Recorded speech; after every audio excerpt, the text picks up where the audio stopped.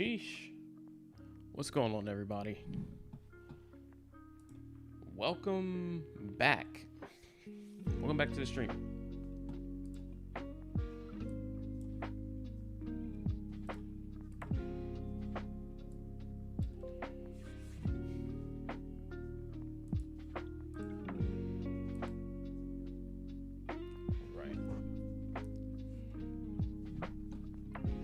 Good grief. All right, let's flip up the Dogecoin chart here. Wow, Dogecoin just went to 13 cents. 13 cents, everybody. Don't forget, if you are new in the chat, please consider hitting that subscribe button. I do appreciate it. This is not really the way I want to get subscribers, though, to be honest. A Dogecoin flash crash is not what I plan to see tonight. Guys, we just were live not very long ago. And we're talking about what the plan was and just trying to look at things from a potentially bullish angle and not go too bearish. Just looking at patterns, looking at what the probability was of us actually falling. I did make it very clear, though, that for whatever reason, if we did fall under Bitcoin 50,000, though I didn't see it to be likely, due to no extremely terrible news. If it happened, hopefully you were in that last stream and you were taking a look at the charts, because that's exactly what I was talking about. You start triggering stop losses, nobody's expecting it. People start automatically getting their positions closed, people start to panic, they start to sell, then it gets low enough to where people start to get liquidated that are over leveraged. And then when you have leverage positions getting liquidated, forcing a sell, then you have massive selling pressure, and then that can just snowball effect. And that's what we just saw.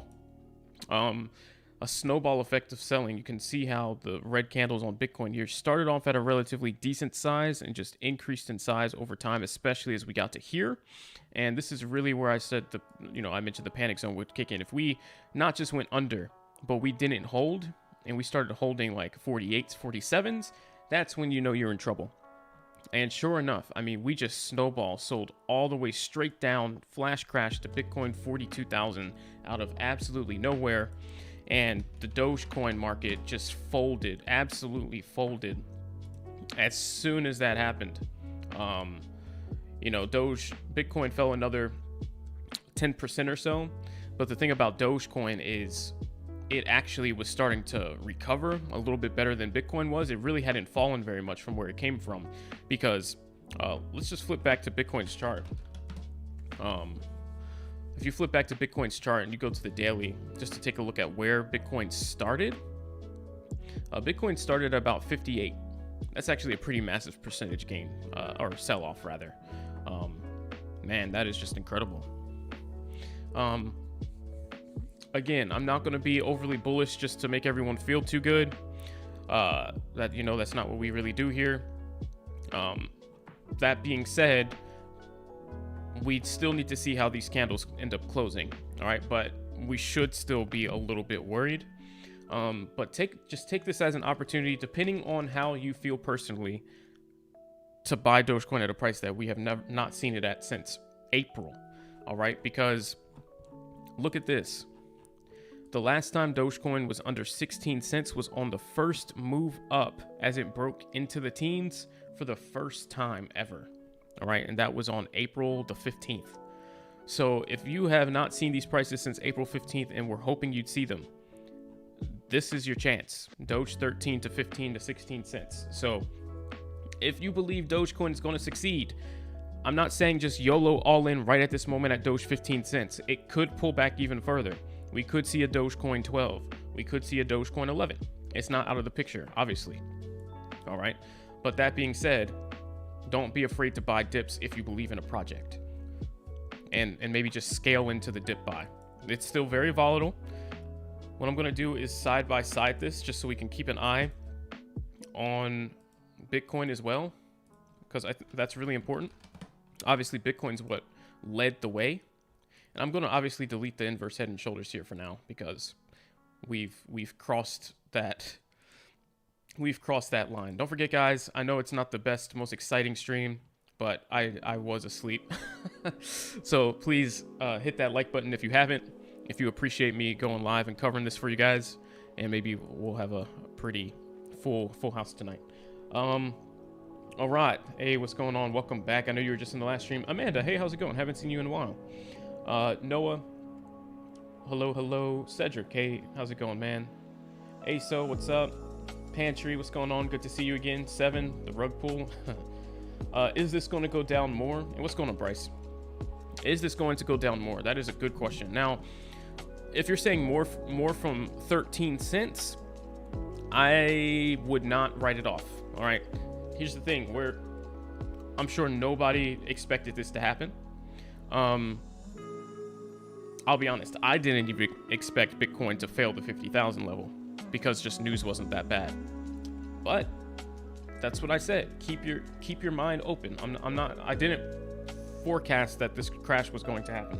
All right, let's make that very clear. I'm not trying to take credit for that. I just forecasted the fact that if we fell below 50,000, there would probably be a snowball that would start a crash, a snowball sell-off. I did not expect to wake up tonight from my slumber at 12 midnight Eastern time to see it had happened and Dogecoin at 13 cents. All right, guys, didn't see that one coming. Let's be honest. All right. And why? Well, because Dogecoin's been holding up and we haven't seen anything under 16 cents since April. So why would you randomly think that Dogecoin is just going to fail and create new lows today on December the 4th, right? So I think we're all in the same boat. Don't feel too afraid. You're not alone right now, especially if you're holding a bag on Doge right now at 20, 25, 30 cents and you're half down right now. Don't panic too much. It is still the same coin. It is still the same project. You still invested for the same reasons. This is unfortunately what happens in cryptocurrency sometimes. It's kind of a somewhat unregulated asset. There's no market halts like in the stock market and so on and so forth. Some shocking things can happen sometimes. Do I know what caused the crash? I don't actually know what caused the crash quite yet.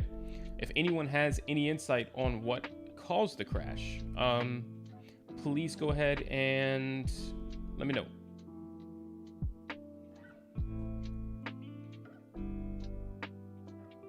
Let's see. I'm searching right now. I'm actively searching Twitter just to see if I can find the catalyst. Is that an ad? Wow, that was weird. Sorry. I'm actively searching Twitter right now to find the catalyst for the crash. Maybe you guys can dig into your, maybe just have this in the background, do some quick searching as well. Let's see if we can get to the bottom of it, help each other out.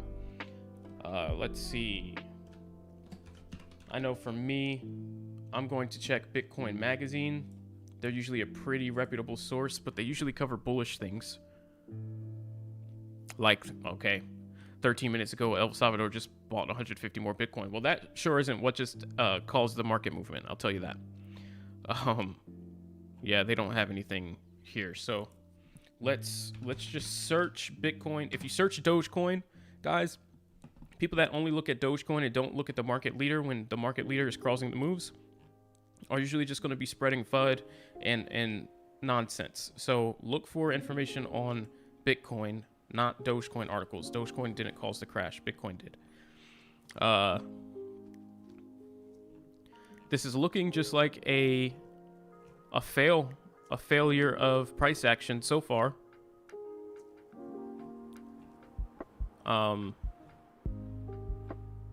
mean, hey, at least, I feel okay because I let everybody know in advance that it would happen if we failed 53 and didn't get the correct bounce off the 200 EMA, and then we get the dead bounce into a crash. So I feel okay that I warned everybody. Still feel a little nauseous seeing Doge at 13 cents though. I'll be honest.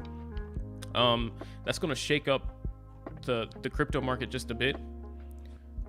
I think a lot of confidence is probably shaken up. I'm not seeing anything at all. What can you explain FOMC 7? I saw you say that earlier in the group.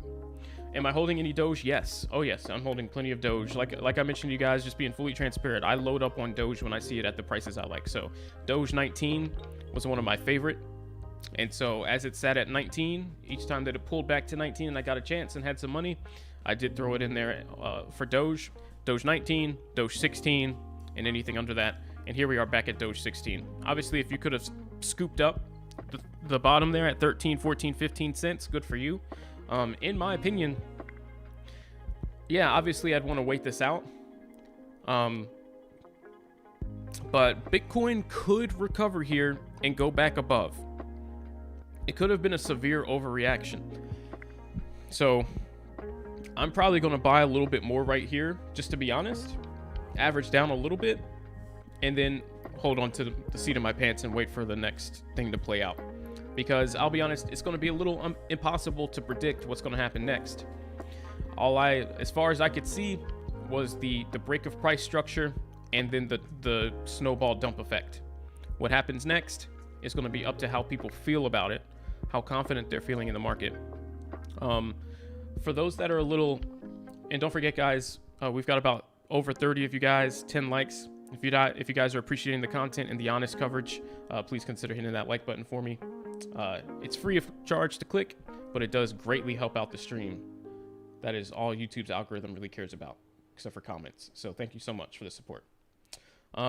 What's going on, Brian? Good to see you. And don't forget, subscribe, of course, too, if you enjoy it. Buying the dip really hard, that's a good call. I would honestly, guys, and I'm not just saying this because I'm trying to shill Doge. I'm here, you know that. I would be buying the dip, okay? On Dogecoin, I would be buying the dip. We have not seen Doge under 16 cents since literally April. What does that mean? If we believe in Dogecoin, after this sell-off clears up, once we get Robinhood wallets and Dogecoin for Tesla, you're going to be in with an average of 13, 14, 15 cents. Nobody else will because they were too scared to do something about it. All right. I'm not saying go 100% in at Dogecoin 15.5. Do not all in right here. That is not going to be smart, but it is going to be smart if you believe in the project to at least buy some of the dip. At least. Now, if you're looking to be the genius who managed to time the absolute bottom of the candle, sure, you can try and YOLO 100% in at what you think is the bottom. But the thing about that is, if it does a dead bounce again and it starts to pull lower, then you're going to be, as soon as you're in the red, you're going to be panicking. And that's why I do not recommend for any kind of strategy that is over holding for 2 days to 100% in and try and time the absolute bottom of a candle. You can time the bottom area, but not the bottom of the actual absolute bottom. It's just a bad idea. Just hit this up. Thank you, RJ. Appreciate that. Question is, does this have anything to do with end of the year tax write-offs? I don't think so. I mean, there's always a chance. The whales know better than us, right? And I'm not a whale. I don't have that kind of money. They know better than us what they're planning to do and why they're doing certain things. Here, though, as far as I can tell, and I'm just going to explain to you guys kind of how we got here for anybody that's new to this and hasn't heard my analysis before. I've been talking about it for the last week, just over streams. A little bit of a pullback, by the way. We just hit Doge 14.5. Pretty good buy-in spot. But let me just explain to you guys. Don't forget, if you buy in now, by the time we hit only 28 cents Dogecoin, you'll have doubled your money. Please keep everything in focus.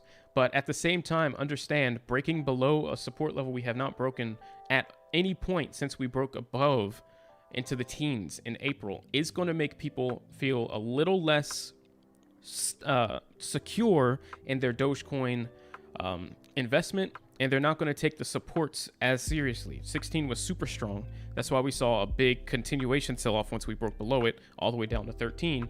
Now people might start thinking, oh, well, if we get to like 12 or 11, maybe we could see teens. I'm not selling the sell-off is over, but I would just say average down if you want to be smart about it. Should I transfer some of my other crypto into Doge?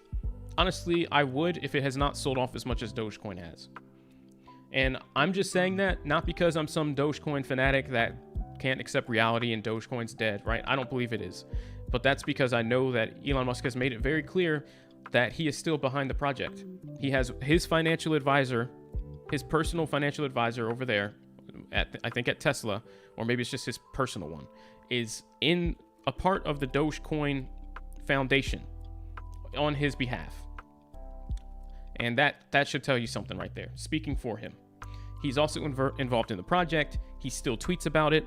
And just yesterday, there was a tweet about how Ethereum's gas fees are so high and it's so clunky and hard to use. And he replied, Doge, and that's what caused the Dogecoin to spike.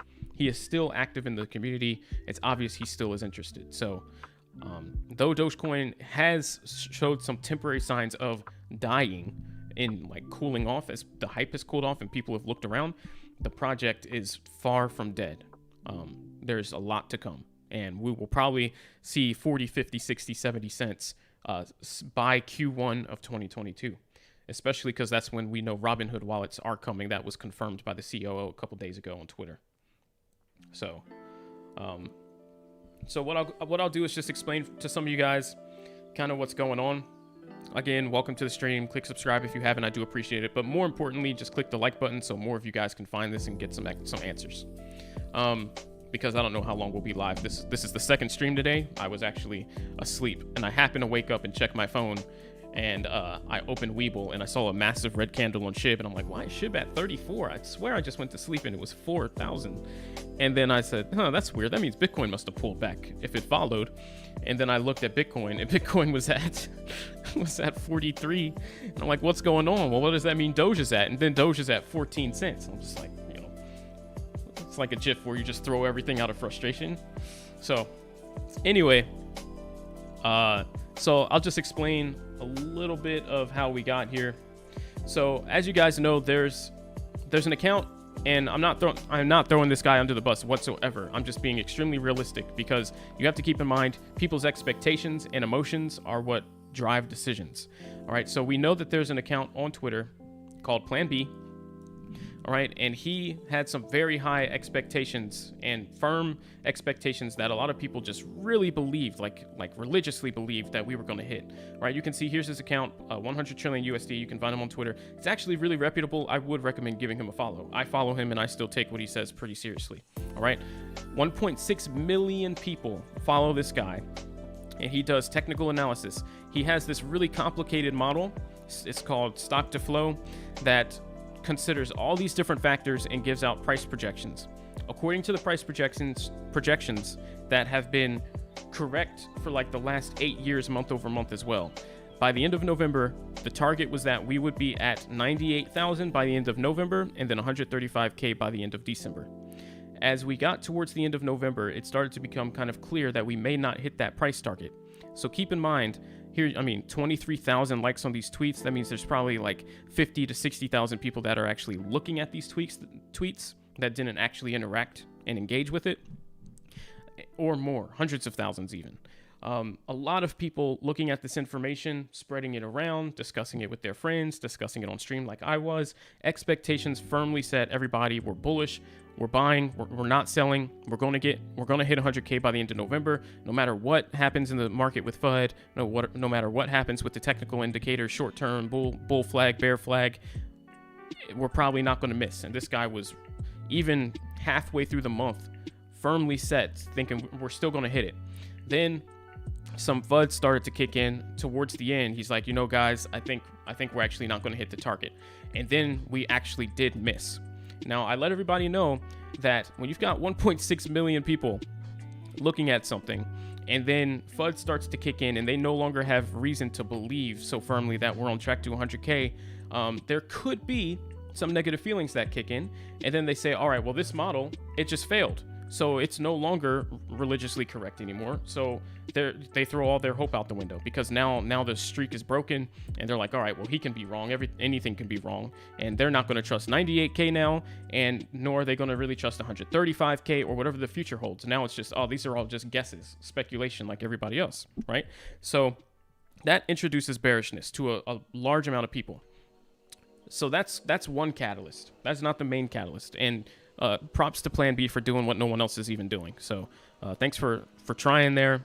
He's been right on the money up until these last couple months. But like I've been saying, technical analysis means absolutely nothing when there's also fundamentals and actual real world events going on that can influence the crypto market, because that will always override technical indicators. That news is the thing that actually makes smart money decide whether or not it's a good idea to be in or out.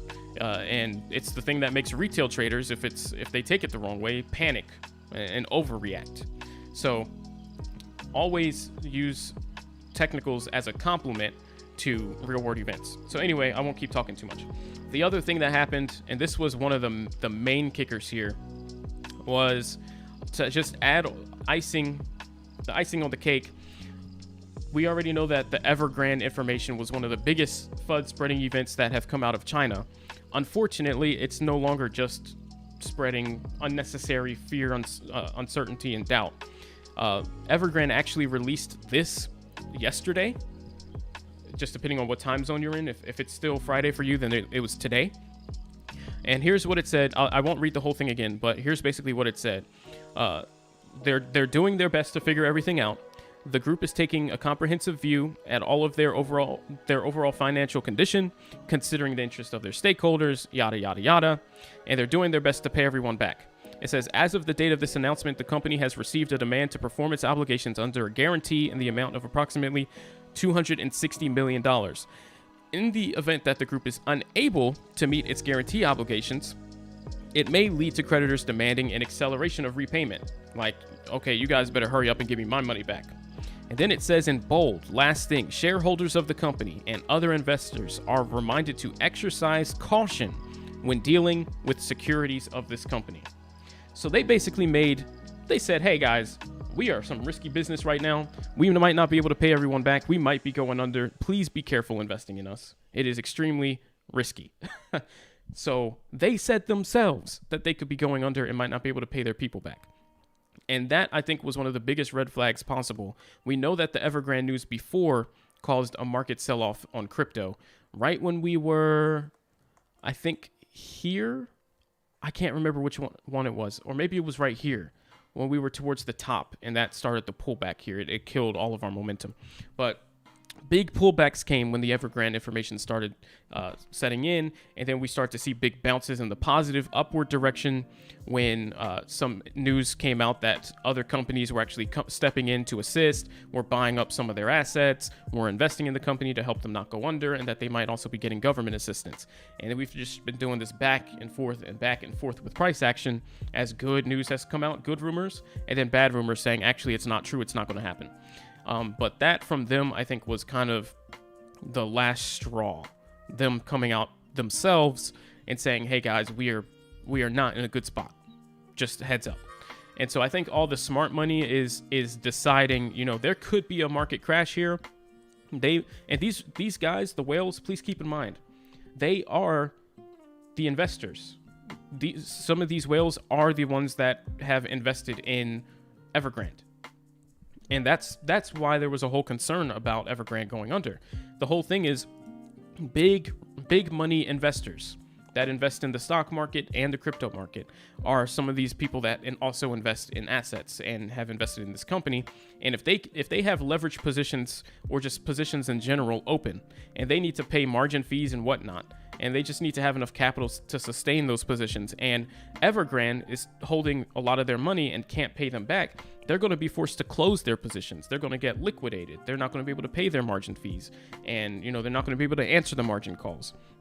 And then what you're going to end up seeing is a whole lot of selling off so that they can not go broke and not go under. And then that's what was expected to cause the market crash. So I think the Evergrande news is now starting to kind of play that out. Unfortunate, right? So that's just one thing. And then the other thing, guys, is just going to be technical analysis on top of that. Kind of is where I think everybody else starts to fall in as far as what happens and how flashes, big moves happen kind of at one time. And I'm just going to show you guys again what the technical analysis was here, just so you kind of understand the concept. And I'll make it quick. I don't want to do too much talking. I don't want to bore you guys if you didn't come here for the technical explanation. But as you can see here, right, let me put the 50 and 100 back up. don't forget, I do appreciate you guys hanging out. If you appreciate this late stream, please click that like button. And if you're new to the channel, subscribe. We do these streams usually a couple times a week. Couple questions before I explain the technical analysis here. Lesmelo says, I'm down 40% on Doge with 10,000. Man, I'm sorry to hear that for sure. I would recommend, guys, if you're in not 100% and you are down right now, there is a chance here that Bitcoin does not continue to sell off very much further. I would at least try and lower my average by buying a little bit at these crazy low prices, okay? Again, we have not seen Dogecoin at anything under 16 cents since April, since the first time that Dogecoin made a run from 6 cents. I don't know if you guys were around for this. I was, when Doge was recently listed on Robinhood, and it was bouncing between 4 and 5 cents and then 4 and 6 cents, and it kept going up and down and up and down, and then it made the first move up into the tens, towards 10 cents, and then broke into the teens. That is the last time on that move up out of the teens that Dogecoin saw anything under 16 cents right here in April, mid-April, before the SNL event. Even on the pullback here, we were sitting at 17. Here, this pullback, 19. And then on the market, the Bitcoin market crash to 28,000, we never saw under 16 cents. And as you can see, 1601 was the swing low there at the very lowest. We just saw 13. That is a great spot to be averaging down at. And again, back at 16, we didn't even think we'd see this unless Bitcoin, well, pulled back, and it did. This makes a lot more sense. The 13 was an overreaction. And honestly, anything under 16 was an overreaction, but I think 16 cents makes sense. So either way, guys, average down if you can. But I still would not do 100% until we see a recovery. You're going to want to have some more money on the sidelines in case Bitcoin sell-off continues, unexpected to everybody. You don't want to get in this scenario where the market fully crashes. No one saw it come in. We're at Bitcoin 30K. Let's just say, worst case scenario, Bitcoin 30K, Dogecoin's at 8-9 cents, and you're basically broke because you're 100% in at 18 cent average. Never 100% in. Never do it. That's the reason why. All right. Don't panic. Don't panic. That's it. Don't panic. Always just try and think with a level head and try and figure out a plan. And usually if you're going to have a plan for something, that means you're never 100% in, because once you do that, you pretty much have no other option ever except to sell at a certain point if things start getting too dicey, because you have to have a stop loss eventually, or else you could be at zero. Holy crap, what's going on? That's the great question, isn't it, Skydive? And what's going on, Lori? Good to see you. Yeah, hopefully, I saw you guys popped in right before I did that explanation. Hopefully you guys kind of caught some of that. Thank you, Gilbert. I do appreciate it. And thank you, Evil Warrior. Really appreciate the kind words, everybody. Yeah, clearance sales. Exactly, Skydive. Tukumi says he's going to get some, cry himself to sleep tonight. Man, that sucks. Hey, no problem, Noah. Thank you for the kind words. You just bought 2K more? There you go. That's a good plan. And think about it even further. If Dogecoin sells off back to 13, what will you buy then? If Dogecoin goes to 10, what will you buy then? Doge goes to 5, what will you buy then? Like, it's always good to just have considered the worst case scenario so you are never caught off guard. You just say, okay, I'm gonna buy the dip. But again, that is only if you believe in the project, because if you don't believe Dogecoin's going to succeed, then it just becomes foolish to buy the dip, because you don't actually think Dogecoin's going to recover. You're just hoping, right? And then it's a little unreasonable. You might as well just have bought ETH or something. That's my opinion. I'm never trying to shill Doge on people that don't believe. All right, but even Ethereum got a nice dip here to 3,400, but the crash was nowhere near of the same magnitude, because Ethereum, when Bitcoin was doing bad, Ethereum pulled all the way back down to here to like 1,000. On this crash, it did not pull back to 1,000, but Dogecoin did make new lows that it hasn't seen since April. Another thing that's super cheap, by the way, guys, is Cardano. All right, I don't know if you guys are Cardano fans, but Cardano was just at $1.20. Don't forget, just 2 months ago, Cardano hit 310 off the smart contract type when it got the update there. And now it's at 120 and it's pulled back to 137. I would be buying some Dogecoin. I would be buying some Cardano, and I would be buying some Ethereum just because. At least if everything else fails, you can feel like Ethereum and Bitcoin are pretty short term just going to trend in the upward direction because they're not quite as risky as some of the lower confidence coins like Dogecoin and Cardano, which is a newer player, you could say, a little less popular than Ethereum. So that's how I would feel. Hey, thank you, Art. Appreciate that. Glad to be here with you guys. And all 60 of you, welcome to the stream. I would love to see all 60 of you subscribe, so click that red button. And also, thanks to YouTube, I've been complaining about this for a while. They made it easier to click the like button. So if you're on your mobile device and if you're in bed doing one of these, right, and you're in landscape mode with the phone sideways, all you have to do is click the screen and the like button will be right there on the bottom left. You don't even have to flip your phone now.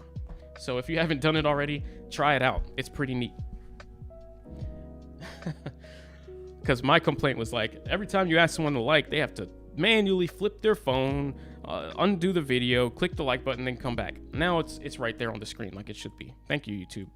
Maybe you do listen sometimes, I guess, Google. All right, let's go back to Doge. And let's see. All right, Dogecoin still at 16 cents. Again, this is one of those scenarios where I wish I had bought a little bit at 13, 14, but I wanted to focus on making sure I went live. So I kind of missed the 14-cent dip. A little mad, not going to lie, because I'd be up 10% already. But I'm probably going to go ahead and throw some in right about now just because.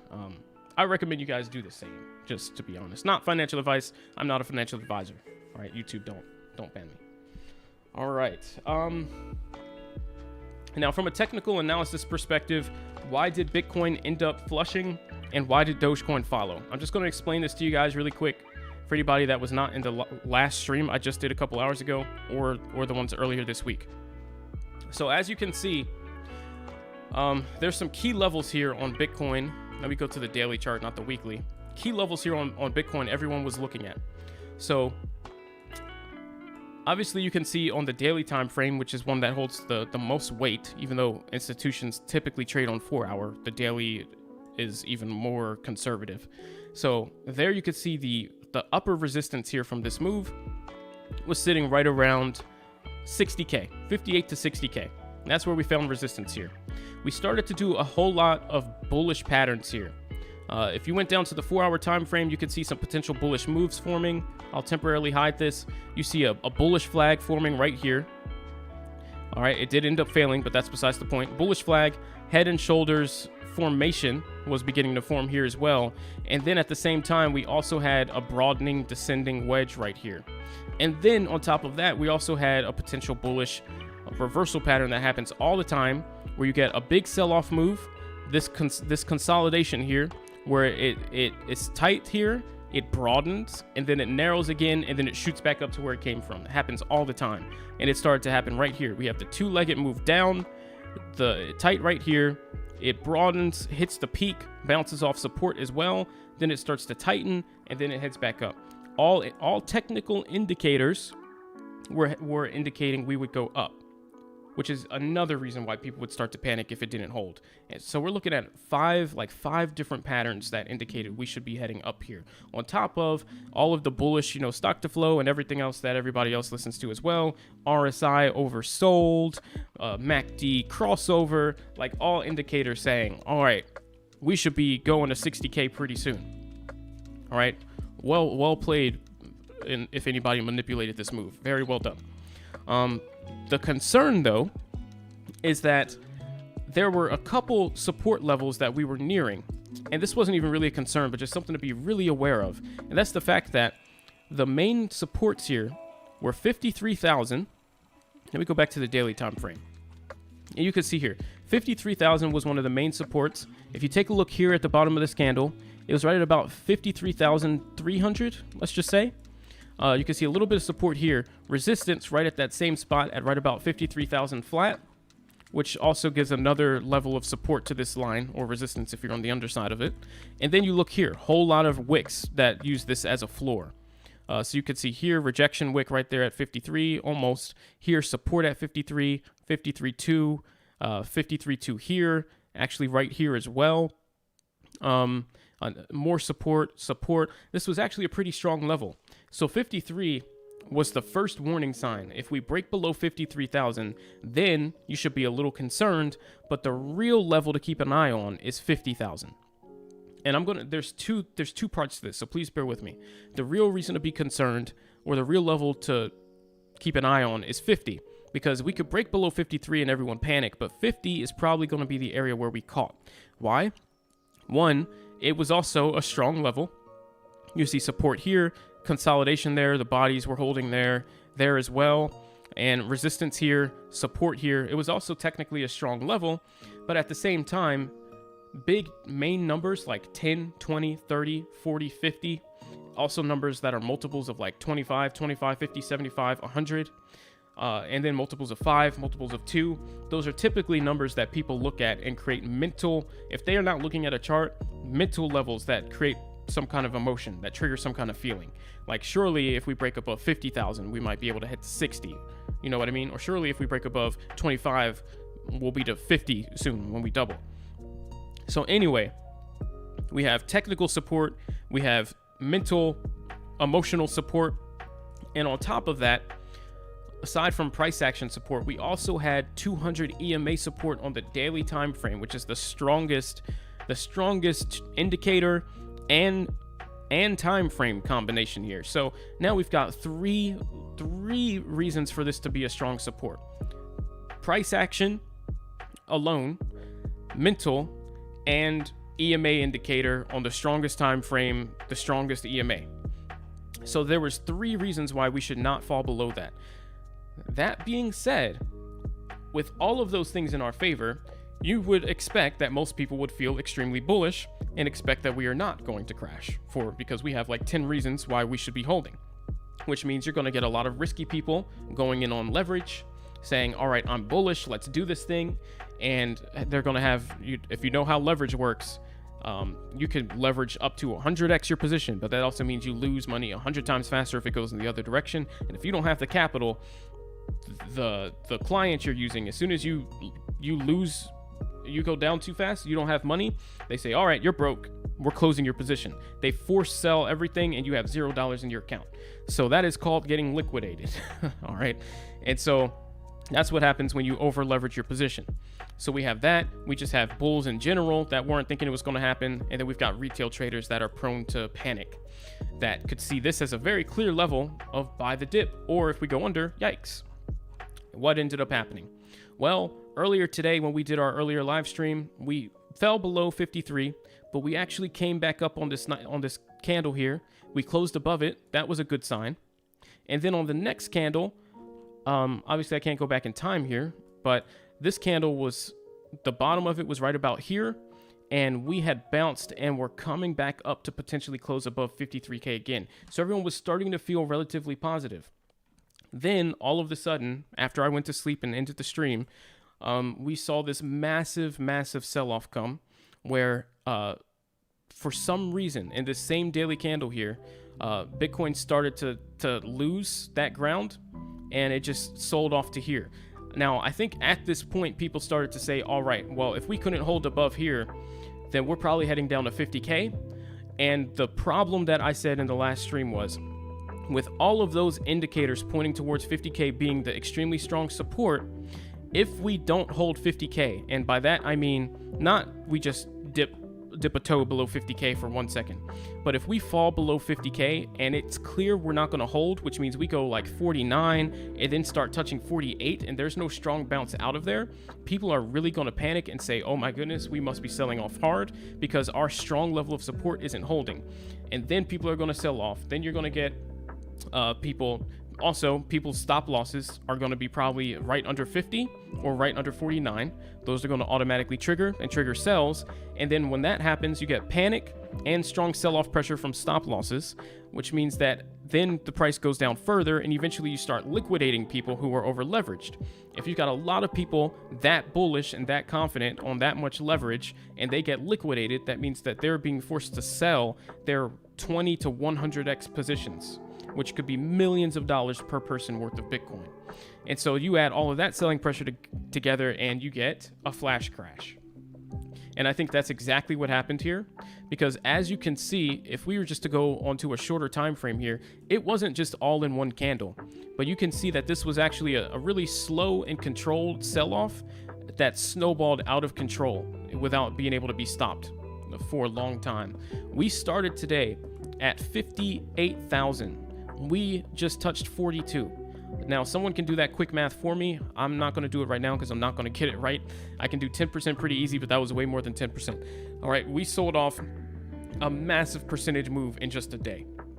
But take a look on the 3-minute time frame of just how people lost faith here. All right, just look at this. And you can see that we really were weak because we didn't even ride the 200 EMA down here on the underside. We actually were using the 50 EMA on the underside as resistance. And then one clean touch off the 100 right here, and then didn't come back to the 100. And then we just, we hit this level right here, 52. That was the last level people really felt good about.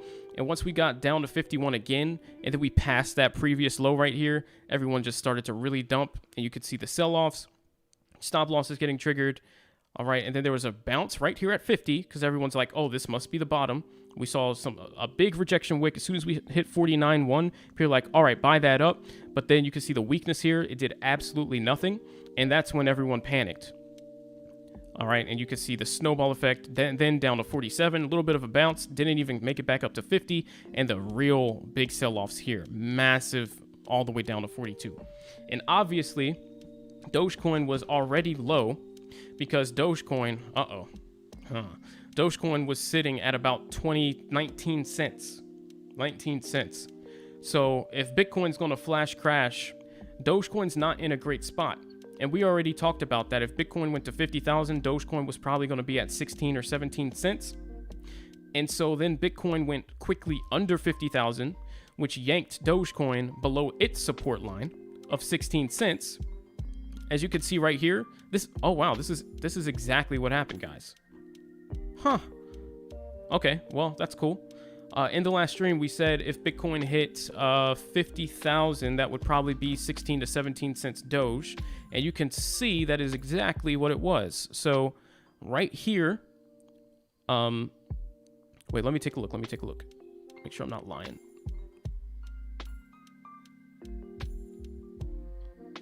Okay, maybe I am. Maybe I am just a little... No, that's actually correct. So, let me get the times right. 457, this is the first sell-off candle. So, Bitcoin just went under 50,000 right here, and Dogecoin just went under 18 here. So, that's when it hit 17 cents for the first time. So, that was actually right on.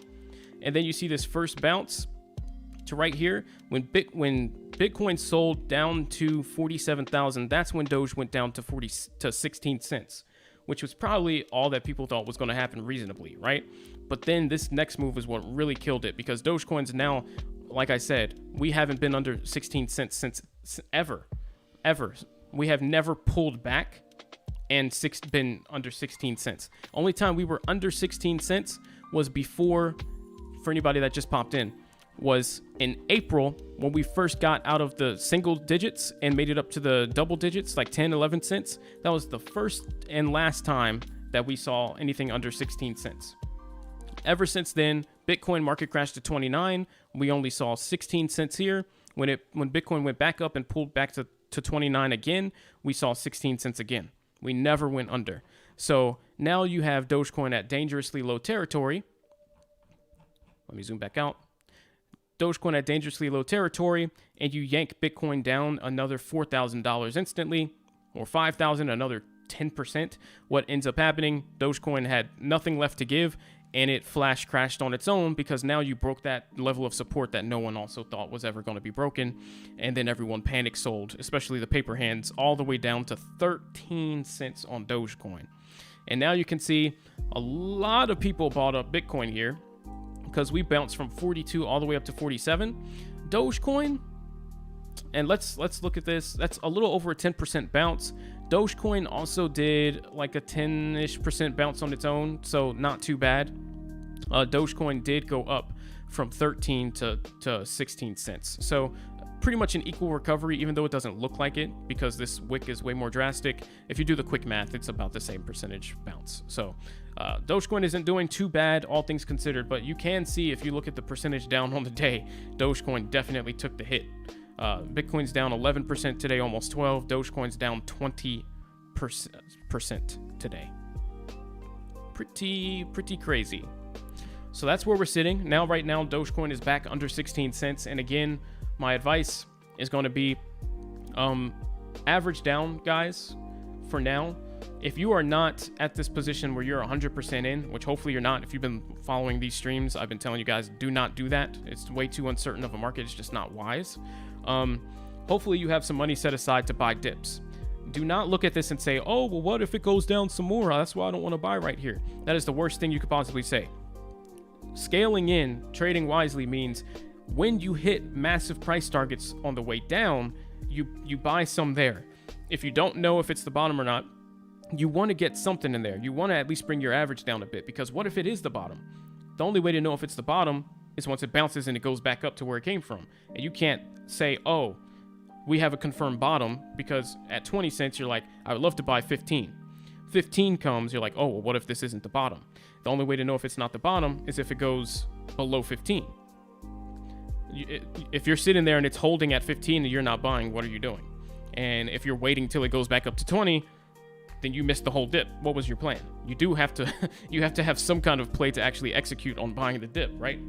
So I would definitely be buying some right here, literally now at 16 cents, at 15, high 15s, low 16s, and then just wait and see what happens next. If we do another pullback to 13, buy some more, in my opinion. If we did something crazy, Bitcoin sold off into the 30s, and now we're looking at Dogecoin 10 cents, buy a good amount more. Or if this looks like it's the bottom, Bitcoin rockets back up to 50,000 and Dogecoin goes from here 16 cents back up to 19, buy some more at 19 all the way up. But you do have to place some buys somewhere. Don't say I want to buy the dip and then get the dip and do nothing. That does not work. Brevin D's, hopefully I pronounced that right, says TA means nothing. This is what I've learned in the last 8 to 9 months. That's what I've been trying to tell everybody is there's so many people out there that are doing technical analysis only streams and saying, hey guys, this pattern here means this is going to happen to the moon. Hey guys, this means that, this means that, this means that. You have to, everyone does that. They're either going to look at the chart only and ignore fundamentals and socials, or they're going to look at fundamentals only and ignore social sentiment and technical analysis, or they're only going to look at social sentiment and how they feel and how their community feels and ignore the fundamentals of projects and also the technical analysis of the charts. You have to combine all three things if you want a full picture, or else you're just spewing nonsense at that point. That's what I said on Twitter earlier. It's usually influencers do that, and a lot of times they're speaking out of bias, because they're getting paid for it, or they end up accumulating a large position because they usually have a lot more money at their disposal, and then they want other people to jump on the bandwagon with them and pump their bags, basically.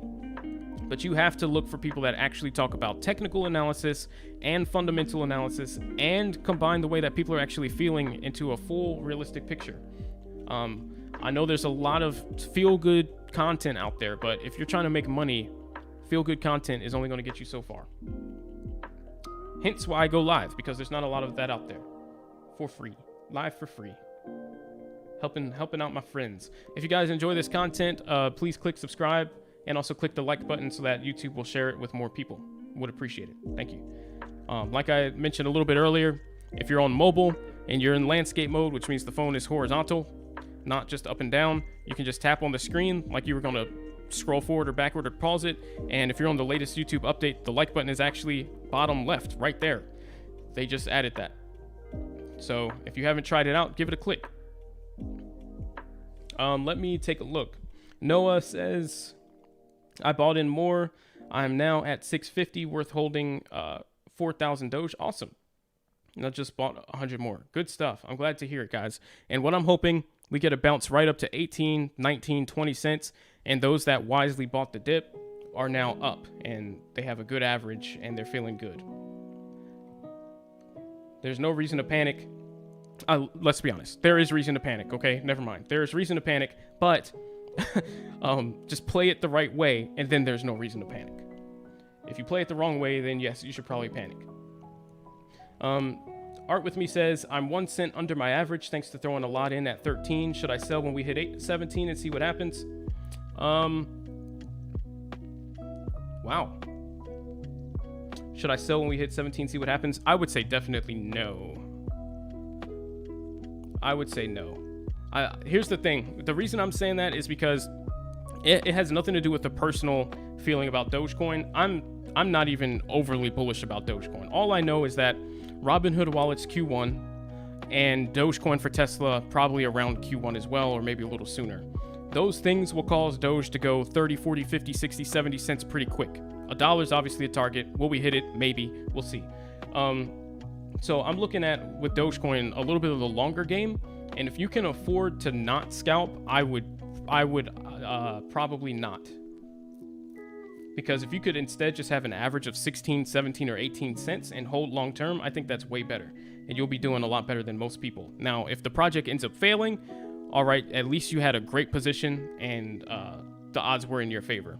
But I probably would not mess around with it. If you can get it a really good average, I usually don't recommend scalping too much and overdoing it, because 15, 16, 17 cents Dogecoin is not the typical hang around area. So we're probably going to go rocket right out of this area and be in 20s pretty soon. And then you'll be looking back and you'll be up, nearly double in your investment by the time we're at like 28, 30 cents. And, you'll be in some profit for sure. I would rather play it that way. That's just my opinion. But if you really, and the thing is, that's my advice. But if you feel like we're not done selling off here, and we might not be, then and you think it would be worth it with your position size to just take some profit and then buy another bounce, yeah, by all means. But I think these prices are so good that I would almost rather not scalp. And by that, guys, I mean day trade it. Scalping is technically different than just normal trading. Scalping, never mind. Bitcoin broke below its trend line. Yes, it sure did. Let's see. What's going on? One new. Seems to me if you have Christmas money, now's the time to buy Christmas sales. Exactly. Guys, thankfully, I got a little bit of a bonus today at work. Small bonus, but it let me buy a couple more Doge coins. So I will be buying some Doge coins at these prices. Diamond Hands Brothers, let's go. I say that is exactly the thing to do. Diamond Hands this one. If you were going to sell, here's what I've always said when I was teaching people how to trade a couple months ago on this channel. Now most people that come to the daily live streams are pretty well informed, and I don't really do too much training every day. But if you are new to trading and you have no idea how to read charts or really what you're doing, and you know that you're towards the beginner side of things, feel free to tune into these streams. I am always more than willing to answer questions. I traded the stock market for a couple years and have been doing crypto all of this year. Pretty much not recently daily, but for like 4 months, it was just daily live streams teaching people how to trade. And let your friends know too about this channel. Send them this way. They can ask whatever they want. But what was I going to say? I don't remember. Okay. Let's see. Let's see. Oh, yeah. I've always told people... Oh, hang on. Computer crashed or froze.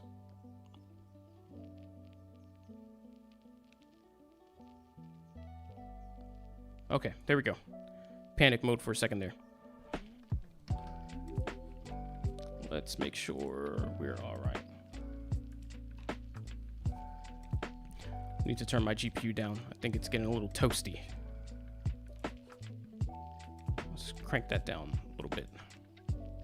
All right, so I always told people, if you don't believe in a project, what you need to do is think about that in advance and then plan and then trade accordingly. So if you think Dogecoin, let's just say you're a Dogecoin is dead person, and thank you so much for that sub.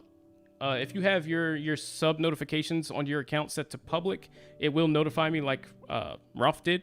So thank you to Ralph. But if you've already clicked that button, I can see that the sub number has gone up pretty substantially tonight, even from those that have privately subbed. So thank you guys. I can still see your sub. I just can't see your name. So thank you personally from me. So basically what I've been saying is, if you get to a point where you're like, I'm not feeling this Dogecoin thing, You need to sell at the top of a move. Don't wait for the bottom to kick in and then panic sell and say, oh, this thing is crap, I'm out. And then you be the one that sold at 13 cents for no reason. If you knew you weren't feeling it and you didn't really feel too good in it, at least leave on good terms. Take some profit with you and then look for another project. So that means you sell at a resistance point. You sell at a swing top, whether that was here at 23, here at 24 when you got that chance, here at 23, or even up here at some point, here at 34 not very long ago. This was a month and a half ago. There were plenty of chances to sell at high points. If you lose faith in Dogecoin, you need to plan an exit and get out at the best time possible. Don't just get frustrated and say, this thing's done for, and then sell at a time that makes no sense. Selling at the bottom when all the smart people are buying the dip at support. So that's what I've always said. I didn't panic. I bought more ETH, Bitcoin, Doge, and Stellar. Awesome. Glad to hear that, Scott Av. Did the stream crash as well? Probably my internet connection. My computer's being a little weird. I think it's tired from my 2 streams today. I understand. But hopefully it'll make it through. If Ethereum could get back to 4,000, I'd be encouraged. It definitely will. I'd feel more confident in Ethereum than I would Dogecoin, just to be honest, because it's the leading blockchain right now. Ethereum 2.0 is coming next year, and everybody wants a piece of Ethereum's network and market share and everything. So even if Elon Musk never follows through for us, which probably is, obviously that's not what I believe. We know he's still on the Dogecoin train, but even if something happened to where he never came through, Ethereum is going up. That's why I say have a nice Dogecoin position, but there's Ethereum as well, Cardano. Those are great cryptocurrencies to diversify into that are stable. 2 cents soon. There it is. It's been a while, man. It's been a while since the classic 2 cents prediction has been dropped. Maybe you were right all along. What's going on, Hennessy Black? Thank you so much for the sub. I do appreciate it. Do I think stop losses started the avalanche? People set numbers they thought would never be hit again, but then, it happened, and their numbers got hit? Yes. That's exactly what I think happened. I think stop losses got hit right under 50K, because there's going to be if you're a good day trader, especially if you come from the stock market, you know what you're doing, and you understand, you're probably not caring too much about what the MACD says and the RSI. Those are bonuses. But the real indicators that matter for trading purposes is going to be your 200 EMA and then VWAP, but that doesn't apply to crypto, only the stock market. So that leaves you with the 200 EMA and then horizontal and diagonal support and resistance lines. The most obvious levels were going to be 53K, but more importantly, as a stop loss, it would be 50K. And if you believed that there could be a fake out, you would have set your stop loss a little lower at maybe like 49 or just maybe 48.8 or something like that. So that on the sell off here, if it does a classic slingshot move, you don't get your position closed right at the bottom and then it takes off without you. So a smarter person wouldn't have set their stop loss at 50. They would have set it at like 49 or very high 48s. And at that point, if it hits there and it's holding there, you could feel comfortable selling your position because it's probably going to keep going. So that's where the stop losses really got triggered. And if you look at the 3-minute time frame, you can see that's what happened. Under 50K, big move here. And this is why you would have set your stop loss lower at like 49, because this happens all the time. It overshoots the support level and then it bounces back up. So your stop loss is here, and here you go again. On the next move down, it hit those stop losses, but then it came down again and went even lower. At that point, this was stop losses triggering, and then here you get more stop losses triggering and people panic selling, and then on top of that, it started moving way too far down. So then you start liquidating leveraged positions, whale accounts, or just everyday people who are 100x leveraged on Bitcoin when they really shouldn't be and don't have enough money to support that. And so then you get this snowball effect, more people panicking, more people getting liquidated, being forced to sell, which makes more people panic, which liquidates more people, and then this sell-off that didn't stop until 42. Maybe some whales came in and supported the price here. I do think this could have potentially kept going down to like 41 or 40 if buying pressure didn't really kick in from big accounts. But now we start to see the bounce. The only problem here is the question that I'm sure everyone's wondering now is, all right, cool, we're buying the dip, fun, but what's next? Here's the problem. we do have a lot of resistance now in our way, because those were strong levels of support. Now they're strong levels of resistance. So on the 4-hour time frame, well, let's go back to the daily. Now we got to get back above this if we want to flip back to everybody feeling bullish. So now we have to break above 49, hold above that, get to 50, break above 50K, hold above 50K, inspire some more confidence, and then get people confident buying up to 53 again, break above that. What was support is now resistance. And if we could break that and hold at 53, then we've got 2 EMA levels here that some people respect, the 150 time frame here. So we have to break above 54.8, and then we also have to break above 57. All to get back on track to head back towards 60s. It's going to be a lot of work. Now, if the whales buy in at the same time, they can make pretty light work of that. But if it's up to retail, we're going to have our work cut out for us. And it might not happen very, very, very short term, like over the next couple days. It might be a week, might be 2 weeks. We'll see how the move plays out. But that being said, it doesn't really matter, because for Dogecoin, if you believe in the project and you believe that the things that we talk about are actually going to happen, you're going to feel pretty confident just going ahead and assuming a position. You know what I mean? So for that reason, you're going to understand what actual Dogecoin's value is. I've always said that Dogecoin is worth somewhere, worst case scenario, if Dogecoin's going to get no more catalysts. Let's say Elon Musk is going to say, forget Dogecoin, and Doge is just going to be this kind of niche project that maybe gets another couple updates. But at the same time, utility-wise, it is still really, really cheap to transact with. It makes a lot of sense to move a lot of money with Dogecoin, because it only costs like 2 cents for a transaction now with these latest updates. So you have that. And then on top of that, you have the fact that there's enough coin to go around, kind of. But at the same time, there's not a whole lot of, there's not like more coin than there is people to buy it. Because you look at the number of Dogecoin, the circulating supply, and there's not enough to really go around for everybody in the United States, for example. There's not enough. I think I did the math for everyone to have over $10, every single person to have $10 worth of Dogecoin. There's not enough Dogecoins to go around for that to even happen. So if it were to take over as some kind of currency, Dogecoin actually flips to like a deflationary little model there, because there's not enough supply for what would become the demand. And so then Dogecoin's value would skyrocket. So we're just saying Dogecoin goes nowhere from here. I still think Doge is worth between 20 to 25 cents on a bad day. So buying 13 cents, buying 16 cents, it's still a dip. You know what I mean? It's still a dip. Because worst case scenario, we should be getting back to 2025. And then at that point, you can say, well, do I think Doge for Tesla? Do I think Robinhood Wallet is going to do anything? You can hold it or you can sell it. And I'm not going to shame anybody for being a hodler or a paper hander. That is not even a paper handler. I'll just say a hodler or a trader. That is up to you guys. That's not what I'm here for. I'm just here to help. So there is that. So I would definitely be buying these prices. And then if it goes lower, cool. That's more of a discount. Take some more money, buy a little bit more, because that's how I feel about the project. But if you don't believe in Dogecoin, please do not feel pressured into buying Doge. That is not what anybody who truly appreciates the project is going to do. Make you feel pressured to do something you don't actually feel comfortable with. So there's that. What's going on, all 125 of you in the stream? Please feel free to ask questions in the chat. I'm answering all questions right now. You don't have to super chat or anything. That's perfectly okay.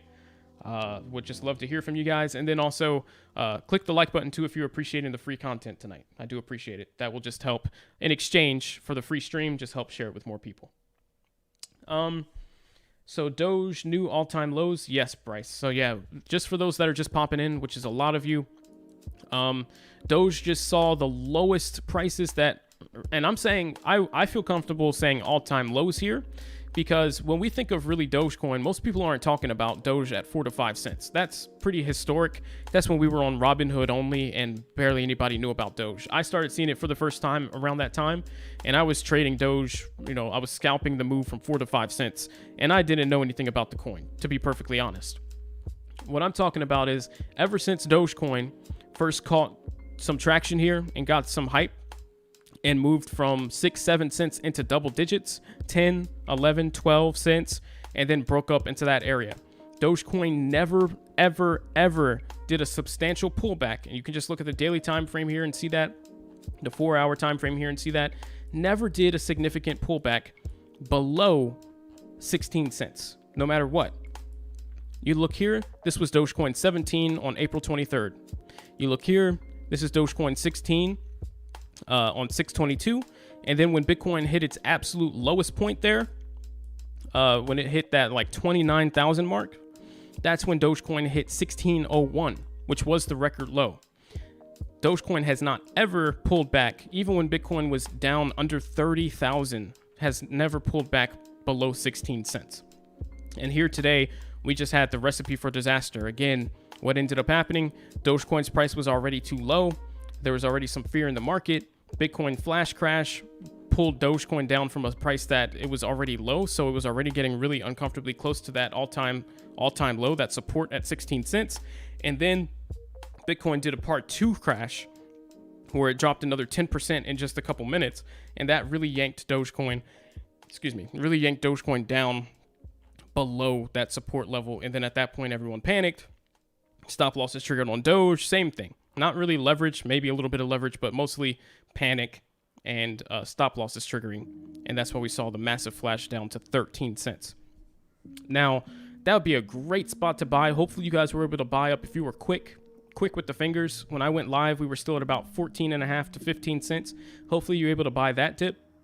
If not, and you're just getting here, basically what I've been telling everybody, 16 cents does not happen often. Take a look historically at the amount of times we've hit 16 cents on a dip.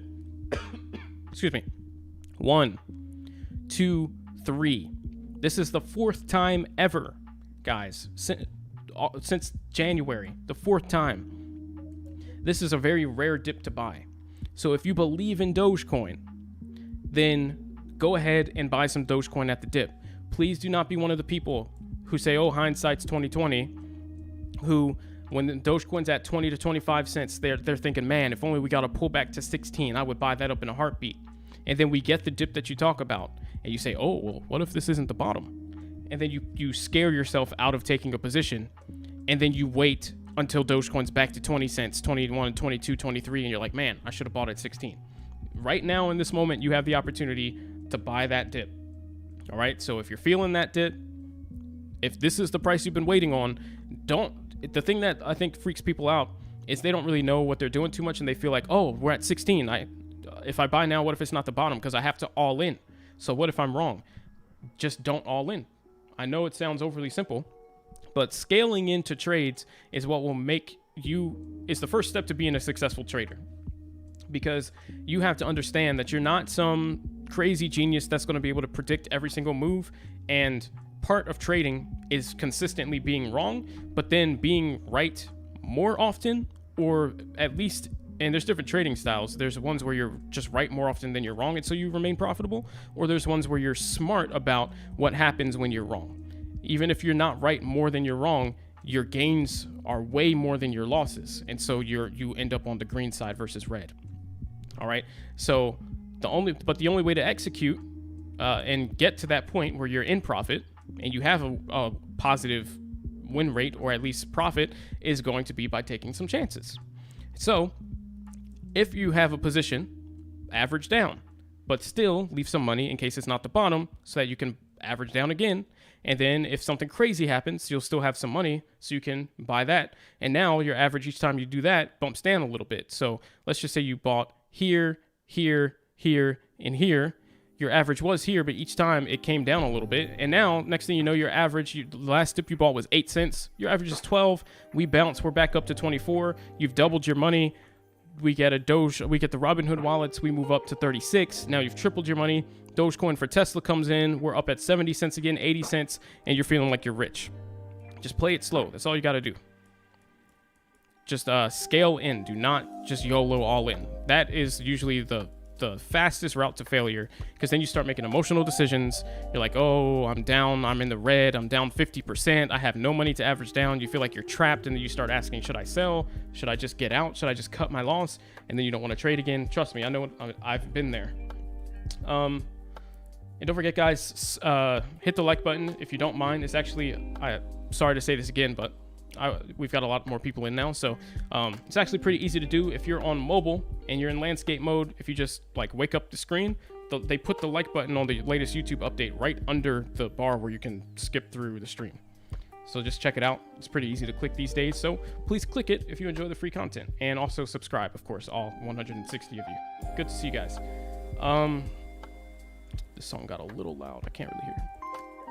All right. So sure do appreciate you jumping on this. No problem, Travis. Glad to be here for you guys. I'm sure there's not many people live at 1:40 a.m. Hence how you guys found my stream. But I am glad to see all of you. Don't forget, subscribe if you haven't. We'd love to see all 153 of you on Monday, where we'll do a follow-up to this. I'm losing, but I definitely bought the dip. Good stuff, Ralph. Rick Poisoner, how's it going? Says, bought at 16. What's my prediction in 8 hours? I want to get some sleep. Oh, I understand. And thank you, Dr. Bat. I do appreciate that. Thank you for the sub. In 8 hours, here's the thing. Going that short term here, it's really just going to be up to how people are feeling. There's a couple different scenarios, just to be perfectly honest. We could wake up and this candle has reclaimed 50K. And if that happens, I would start to feel way more positive than I do right now. But there's also just the other scenario that now people are completely spooked and they don't feel like buying and they want to wait.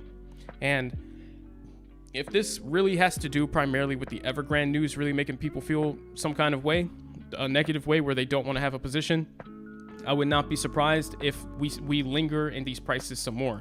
Now, the thing I am not so sure about is, despite the fact that Bitcoin might stay in this area, will Dogecoin do the same thing? We've seen a lot of times, if people have a little bit more confidence in their specific altcoin project, Bitcoin might not move, but slowly Dogecoin could kind of reset and make its way back up to like 19 cents while Bitcoin's at 48. You know what I mean? So over the next couple days, that could happen. And that's why I'm really just saying, regardless of what's going to happen here with Bitcoin, just take a look at the Dogecoin prices. If you are a fan of the project, why, this would be obviously a great time to invest. So I'm just kind of here to help everybody keep their mind clear and make sure that they're following the plan that they know deep down they've had for themselves, and don't let themselves get faked out by their emotions. Wow, a lot of subs just came in. I do appreciate you guys. Thank you to Ariel. Thank you to Shamoru. Hopefully I pronounced that right. Rob, I do appreciate it. Thank you. And Daedrion, I do appreciate your subscribe. Thank you. Thank you guys. Daedrion says, I'm losing, but I did buy the dip. I'm good to hear that. Good to hear that, man. And hopefully, let's just say come this time next week, we'll be back in the 20s and everyone will be feeling really good about their decision. If not, still, I would say, guys, just play it slow. That's really all I can say. If you're in 10% already and you want to buy the dip, drop another 20, 30% in, or get to like a 50% position, but save a good chunk of change just in case things continue to go south. What you want to do is make sure that with this unpredictable situation and with a lot of this bad news being spread and with a lot of people starting to take it the wrong way, obviously causing some market failure here, that you don't get trapped. The same way that I would never want to be 100% in and not fully confident, and then I feel trapped if the price goes down. You really don't want to. You don't want to do that. So just consider, what if we come down to 42 again and Dogecoin's back down to 13? What if we go a little lower and we hit 40 and Dogecoin's down to like 12? Just save some money for that just in case. Rainy day fund. Now, I guess what I'll talk about really quick is what could potentially happen if this is really the start of a continuation of a bit of a bearish downtrend, right? Because I guess most people didn't expect us to hit 42. So why not at least consider what could happen here? I think the most obvious thing straight away that I see is right around where this orange box is, the top of this box. You see, if you just zoom out a bit, you can see a whole lot of price structure right here. This was the swing high before a massive pullback. It did hit here again before another pullback. It broke out, and when it did, that's when a big run happened. On the move down, this was resistance, right? And then on the move up, this was also resistance here. It broke out, pulled back to it, and now we got another pullback to it. So at this point, I could pretty confidently say that this little area right here, which is 42, about 42,000, to 41 to 40 flat right here. Let's make that one orange. That's going to be kind of the area to watch. If we flip back under here, then we would just hope we don't go under 40. If we go under $40,000 on Bitcoin, and I'm not a FUD spreader, by the way, I'm just, again, looking at all scenarios, and this is just to give you guys some info. If somehow, some way, for whatever reason, people panicked so hard that we went back under $40,000 on Bitcoin by the end of this year, when we should be on target for 100K, we could see a crash bigger than the first one. And that's just being perfectly honest. Now, the reason I say that is because all the people who initially held this here at 28. Now, here's what I want to say here. Bitcoin came out of this here off of false news that Bitcoin was coming to Amazon. I don't know if you guys remember, but we were actually looking pretty bad right here on this last dip here. When was that? July, the end of July. It looked like we were actually going to sell off some more, but what saved us was that Bitcoin for Amazon rumor that started to spread. And that actually kicked us up. And then right here, the rumor got disproved. And that's why we saw the major sell-off. And it looked like we were going to head back down. But it actually held. And people just said, all right, well, let's continue. And then we also got some positive news about the infrastructure bill not being passed yet. Everyone felt bullish, and we saw actually a continuation. Everyone just said, forget it. Back to business as usual. Let's continue the bull run. But if Amazon rumor had not been spread right here, I do think we still would have crashed. And that's why this red box was here. I have not moved it. This has been here for months. All right. That Amazon rumor, it was not true still. So that being said, this whole spark that started this uptrend was based off of fake news. So it's not impossible that we could come back down here. Now, the real reason I'm saying this has nothing to do with that. If we fall back under 40,000 and get stuck in this 30 to 40 loop, people that felt bullish here and just said, oh, this is just a pullback, are not going to necessarily feel the same way as we get here. And thank you guys all for the 200 views. I do appreciate it. Don't forget to subscribe if you're new and click the like button. Help share it with other people. Obviously, it's working so far, so let's keep it up. People are not going to feel the same way the second time. And in fact, people at this point, everyone has been thinking we're on track to hit 100K by the end of the year, and that's just Bitcoin following its fundamentals. There's a certain amount of Bitcoin in circulation. There's a certain amount of demand for Bitcoin.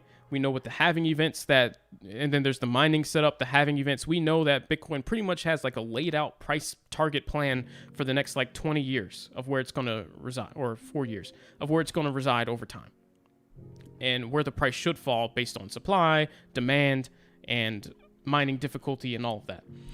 Once that cycle and that structure starts to break and crumble, people are going to start to lose faith in the project overall. And I'm not spreading FUD. I'm just giving a realistic alternative viewpoint. All right. People would start to lose faith in the project overall because these price targets are no longer being hit. And they're like, all right, well, what should we believe? Is this all, is it just fake money? And we could see a lot of people just lose faith here. Since we're obviously nowhere even near the expectation of 100K.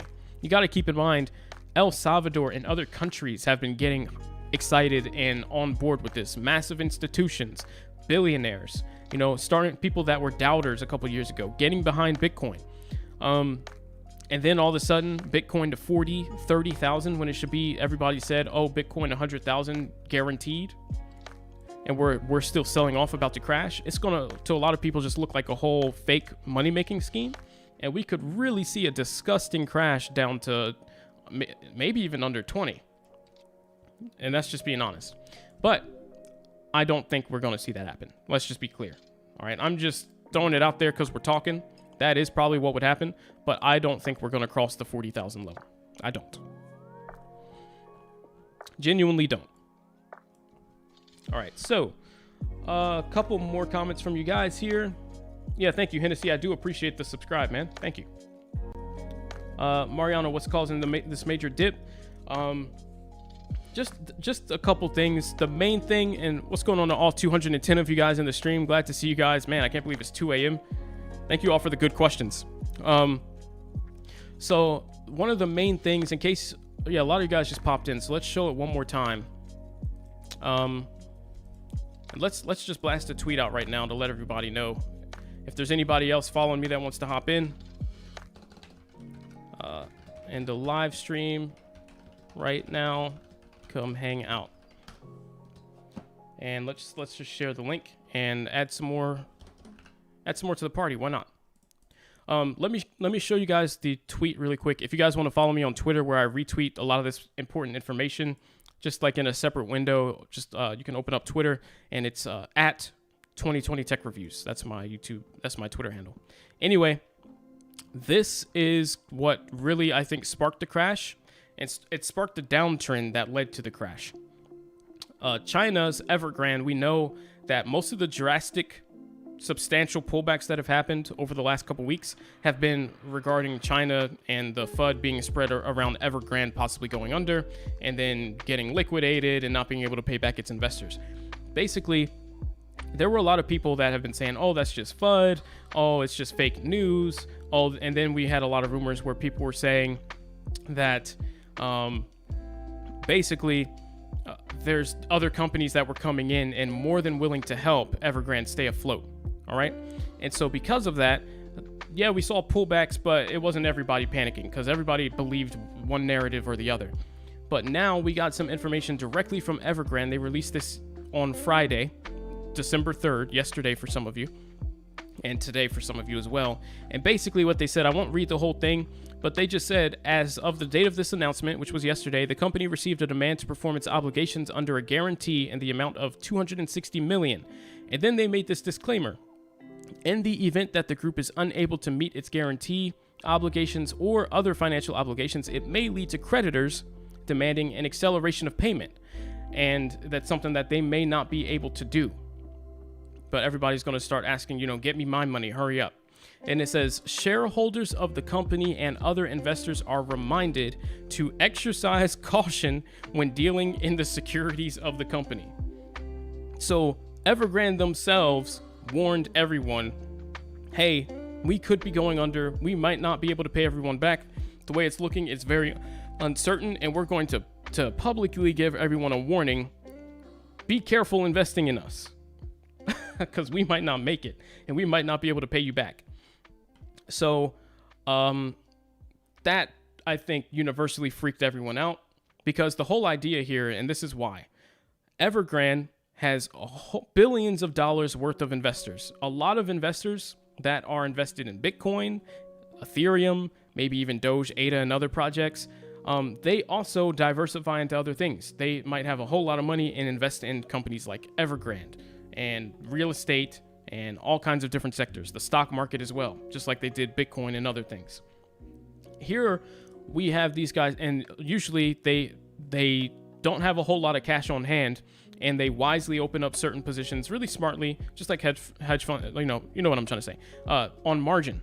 The problem is these guys are expecting payments back by form of, what's the word? Percentage. You know what I'm thinking of. Like when you invest in something, they give dividend repayments and certain things, just benefits for being invested. They are expecting certain amounts of money back, and that helps them pay for their positions, like cover the margin and whatnot, pay for fees. Now they're getting news that not only are they not going to receive those dividend payments, but or interest payments, they're also potentially not going to get their money back. So a lot of people are starting to panic and close out their positions in the crypto market and other markets as well. And so this could also cause a stock market crash similarly come Monday. We'll see.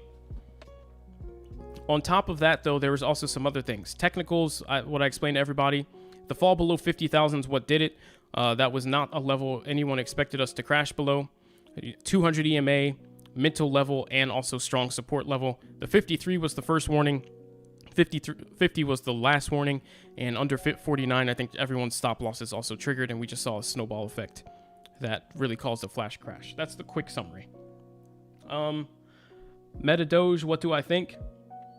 It's the Doge of the metaverse.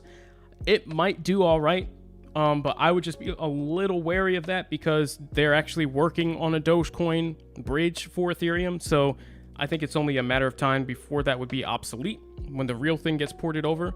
But until then, MetaDoge may have some potential. I would have to look at it just to see, what are they all about? There's a lot of rug pulls out there too, so I'd hate to put in a good word about something I don't know about. But historically, from what we know, coins that have been based off the Doge, Dog theme, Inu theme, or anything like that have managed to do pretty well and ride the Elon hype wave pretty well. So it could be worth giving a try. I would just make sure you do your due diligence and make sure it's legitimate, so you don't get rug pulled. Yeah, absolutely, Ariel. Almost ready to go full day trader. That's awesome. Day trading is very fun. It's definitely hard to do, but it's rewarding if you can get it right. It's definitely a bloodbath. For sure, Daedrion. I'm down 10K with an average of 24 RIP, been holding since May. Man, that's unfortunate. Sorry to hear that, Supreme. Here's what I have to say about that, though, guys. This is just general statement to everyone, not back to Supreme directly. But when you're investing in something, you always have decisions on what you're going to do. For example, not very long ago, Dogecoin hit 35 cents. Right around there. Let's pull it up. Right around here. This was on October the 28th. Dogecoin spiked to 35 cents. For anyone that had positions in the 20s, you had a choice come that time. Here we have a drastic move to the upside. Am I going to sell or am I going to stay in it? And at that point, you probably made that decision based off some kind of logical reason in your head. Whether that was you really believed in the project and you thought it was going to continue, or you just didn't feel like selling, or whatever it was.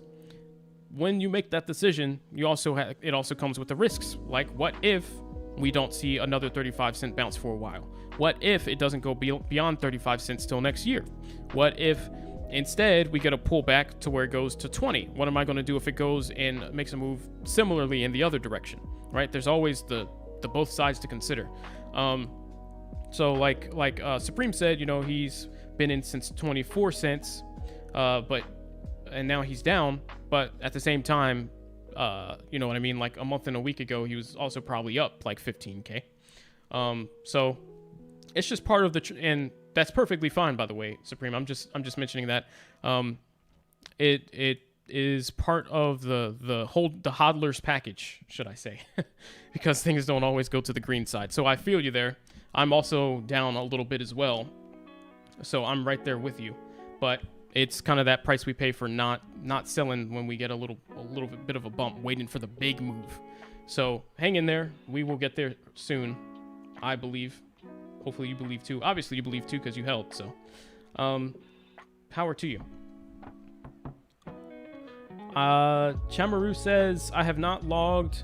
Is this because of the Federal Reserve? Well, there's also tapering concerns and all kinds of things, but usually bad news in the actual dollar market is typically in a way kind of good news for crypto, but sometimes it just doesn't react that way. I think there's not a whole lot of education and the correlation between crypto and the US dollar and why crypto is supposed to be a hedge against the dollar.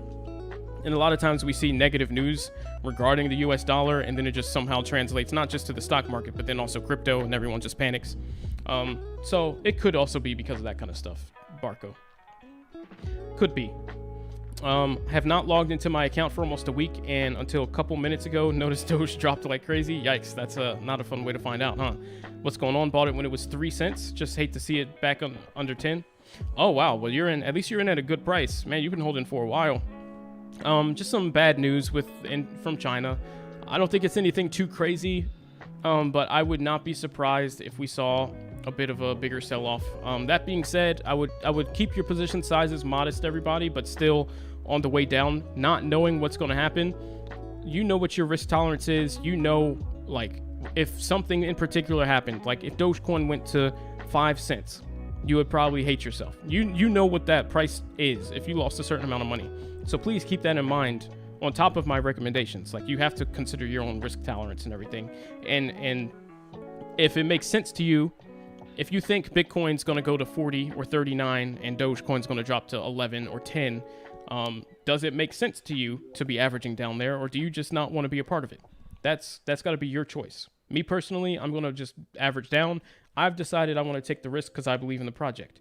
If Bitcoin crashes the market really hard and we see some really low prices that make me uncomfortable during that time, I'm going to deal with it. Everyone else might not feel the same way. They might have way more money invested than me and not want to see $100,000, $200,000, say $10,000 or $20,000. I understand. So everyone, please consider your own position sizes and all those factors. My advice is very general because I'm not a financial advisor, obviously. Jobs report was not good. Markets downtrend. Crypto went south, which I think is good if crypto is following the markets. Yeah, it's not the worst thing ever. And yeah, that kind of news is also bad for crypto because that just means less people have money, you know. So thanks for sharing, Ariel. I do appreciate it. The bigger the dip, the bigger the rise. Typically, if it's a very drastic dip, there's going to be a drastic move back up, unless people are really terrified. That's usually how it goes. Yep. I remember that Amazon rally well. Yeah, me too. I was so confused on stream. I'm like, guys, it's a rumor. Why are we still going up? But we did it. The whales have their time. They buy the bottom. They support the move. They sell the top. They support the downtrend. They're enjoying themselves, I'm sure. Tretzy says, can I get some people's opinion on mana? I don't know if Matt's Market is in here. I know he went live not long ago, but I know he... and you can check out his YouTube channel as well, guys. Matt's Market. He talks about mana a lot. So if he is in here, maybe he can type a quick response on that, or anyone else in here. Oh, you're working? At 2 a.m.? Let's see. Helps to get emotion out the market. Yeah. All the whales are buying. Well, what you can actually do, guys, I'm not sure if you're familiar with this, but on Twitter, there's a account called Whale Trades. That's not the one. Oh, it is. All right, they named it whaletrades.eth. Anyway, the handle is Whale Trades, just Whale Trades. If you go there, give them a follow, and what that will allow you to do is keep an eye on the whale activity. Usually it's happening on like Bitfinex or FTX exchanges. You can see, you know, Bitcoin longed at 48,000. Someone got liquidated on their ETH short. Haha, shouldn't have been short. Right? Gotta always make fun of the shorts. They're not very fun to play with. Bitcoin shorted here. And you can see $3 million short. These are the big positions. So if you want to see what the whales are doing so that you're on the same page and at least not confused, go on Twitter and give Whale Trades a follow as well. You can also give me a follow. The link's in the description, but it's at 2020 Tech Review. 2020 Tech Reviews is my Twitter handle. If you want to see my retweets and stuff, I usually retweet important stuff that relates to Bitcoin and Dogecoin and all that good stuff. But more importantly, click subscribe if you haven't, and also click the like button. I do appreciate it. Let's see. I was watching a movie and drinking prosciutto, and then, oh man, it all broke loose. Yeah. I was sleeping on the couch. I fell asleep watching a basketball game. Warriors, Steph Curry. Sometimes he's just fun to watch. Fell asleep because I didn't actually care enough to stay up. And then I woke up, checked my phone, and everyone was like, hey, any particular reason why Dogecoin is like 13 cents? I'm like, what? I'm like, all right, I got to go back live because we were just talking about this happening. Let's see. You think ETH is going to lead the market this December? That's just me. I think ETH will probably be leading first quarter of next year for sure. I think next year it's going to be Ethereum's year, the year of ETH2 speculation, because that's the big thing right now. I don't know if you guys have used Ethereum recently, but if you try and do on-chain transactions during peak hours, the transaction fees can be near $1,000 USD for a transaction. If you want to send money to a friend, $1,000. Oh, I want to send you $20. Yeah, that's going to be $1,000. You know, that's not sustainable. Now that means there's a lot of demand, so that's great. But the real value is going to be when Ethereum can be used to its full capacity. and it be affordable, because then you're gonna, all the people that got scared away that are like absolutely not are gonna come back. Then you'll have double the users. Then the stakers will be able to make more money from the increased transactions. And they're also talking about and making another like EIP little intermediary update before ETH2, where they will increase the block sizes so that more transactions can be fit into a block, which should technically help to reduce congestion, because then with the same amount of blocks moving per second, you get like more people on the bus basically. So then people can pay a little less and split that bus fare. I guess that's the easiest way to explain it. So but that's not going to solve the problem. I mean, that could bring fees from like 700 down to like 300, but that's still way too much. So if ETH2 doesn't kick into gear Q1, Q2 next year, I think it's going to be Cardano's year instead. That's just my guess. Whoever can get there first. Either ETH2 or Cardano gets its next big upgrade with its layer 2 solution that will make it really fast. Let's see. Price targets are a fool's errand. Yes, way too late. This should be a good play. Awesome. I think Ethereum will hit 5,000 before Bitcoin could get over 70,000. Yeah, that sounds right. When do you guys plan on loading up on Ethereum? Oh, I'm a couple comments behind. Sorry, guys. I'll probably catch up on comments, and then we'll wrap it up. So if you have comments, go ahead, load up the chat right now, because I will pick a stopping point here pretty soon. Thank you all for the subs. I've heard the noise go off quite a bit, but I've been so distracted by these good comments that I forgot to acknowledge it. So, oh my goodness. Let me read off some of these names. Shamaru Rob, I just pronounced your name the right way and I forgot. Daedrian, Yavar, Tretzi, Oscar, Alvaro, Seiko, Terrible Cole, Benjamin, Joshua, Bombastic, Deep Sleep, Nick, Johnson, Cool Keat, Moriana, Ankush, Christy, Danielle, and Deadman. Thank you so much for the subs, and thank you to everyone else who had. If your settings are on private, I won't be able to. It won't make the notification and put it in the list here, but I can definitely see the number has gone up tonight. So thank you all for the support. Thank you for subbing. If anyone else is new, we'll be doing another stream on Monday, or at least very early next week. So click that sub button, and next time something important's happening, I will be here to report on it, give you some answers, just like tonight.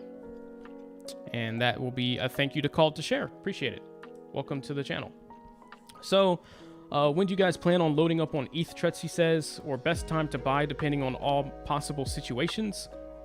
So, honestly now, I've been saying, here's the thing. We know Ethereum is headed in a positive direction, especially come next year with all the updates that are supposed to be coming. So that being said, pretty much in my opinion, any time is really a dip. There could even be an angle where Ethereum, just like they're talking about, the flippening, this is what everyone always talks about, where Ethereum takes over Bitcoin in popularity and potentially starts to challenge it in market cap.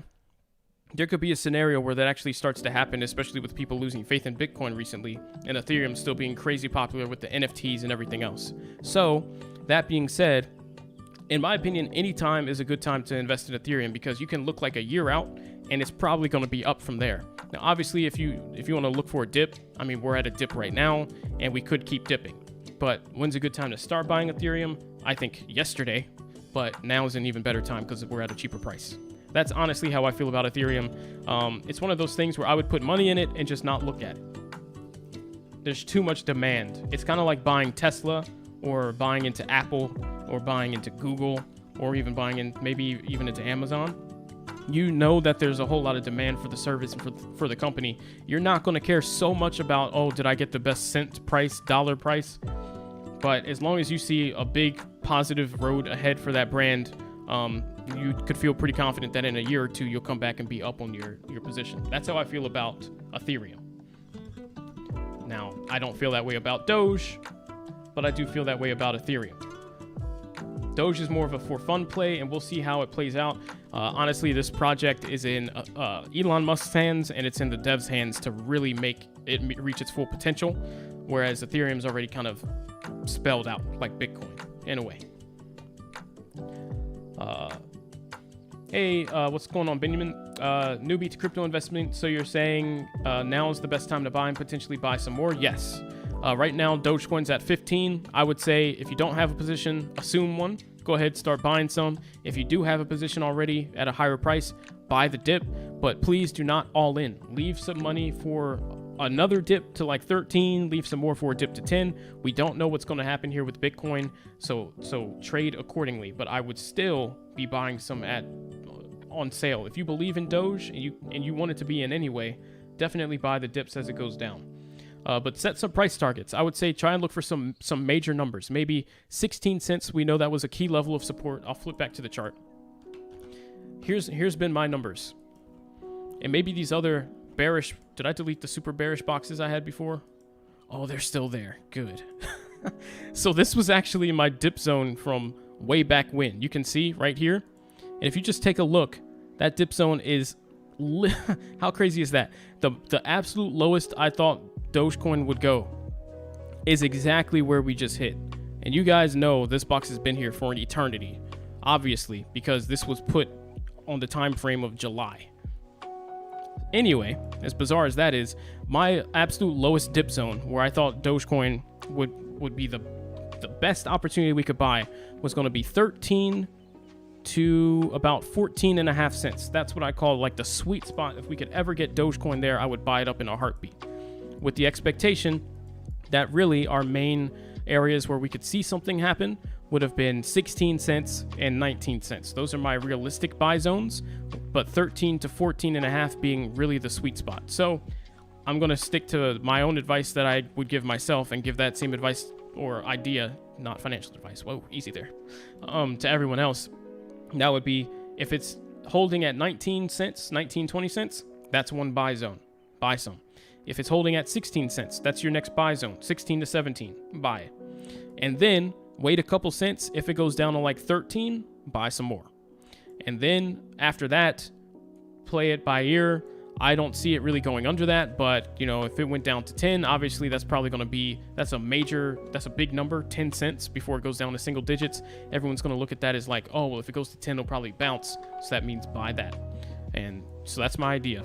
19, 16, 13, 10. I don't think 10 will happen. I think 13 is the bottom, but we'll see. Can't predict that one, unfortunately. Technical analysis won't tell me the answer to that one.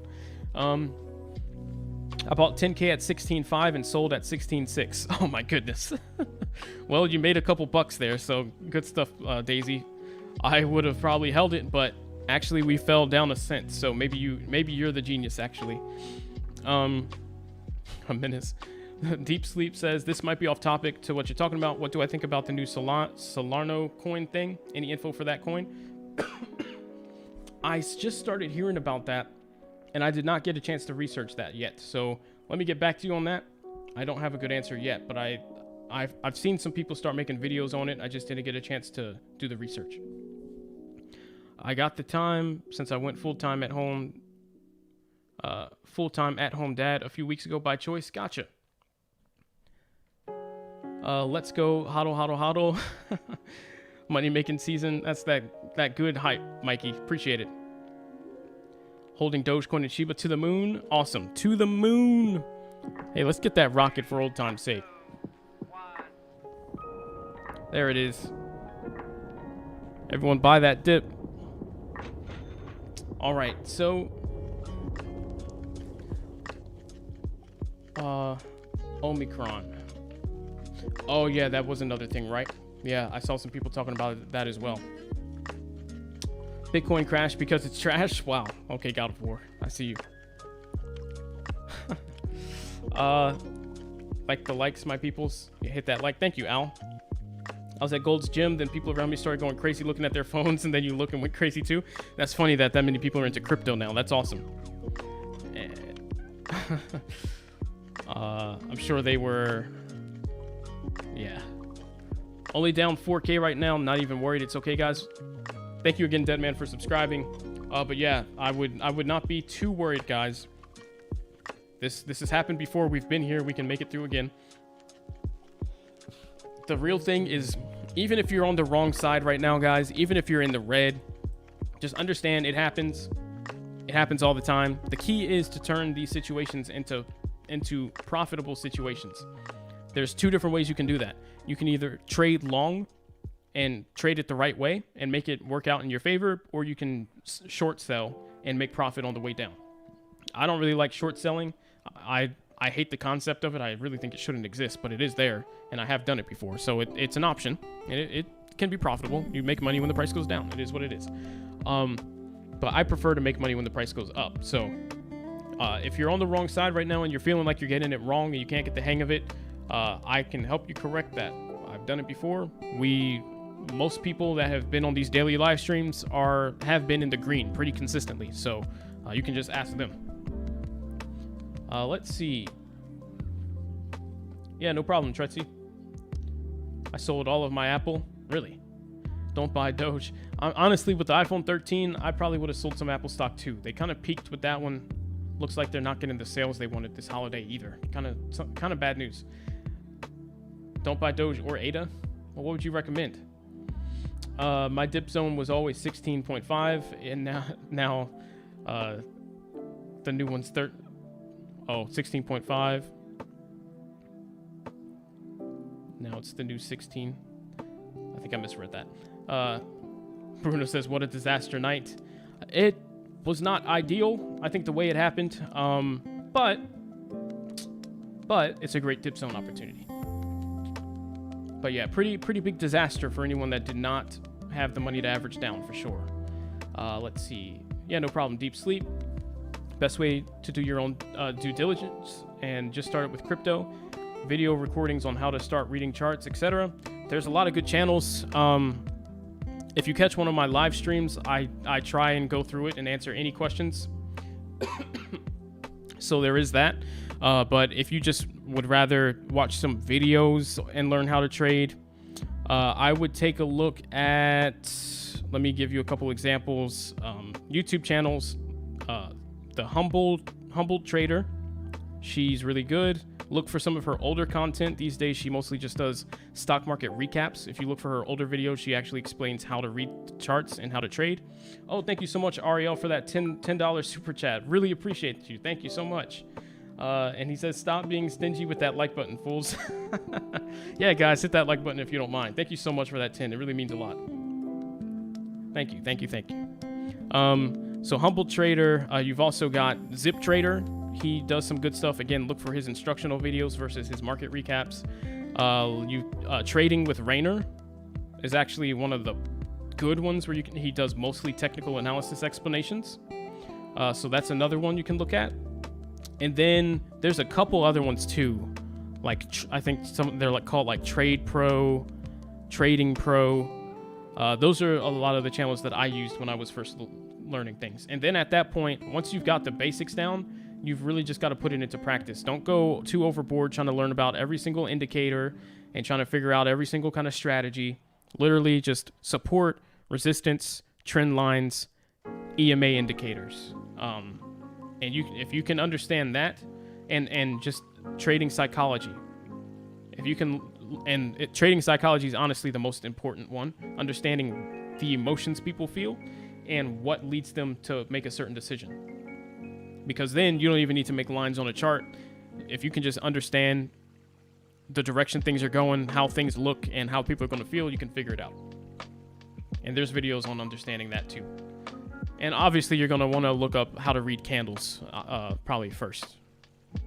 But again, if you catch one of my live streams next week, I could help you out with that as well.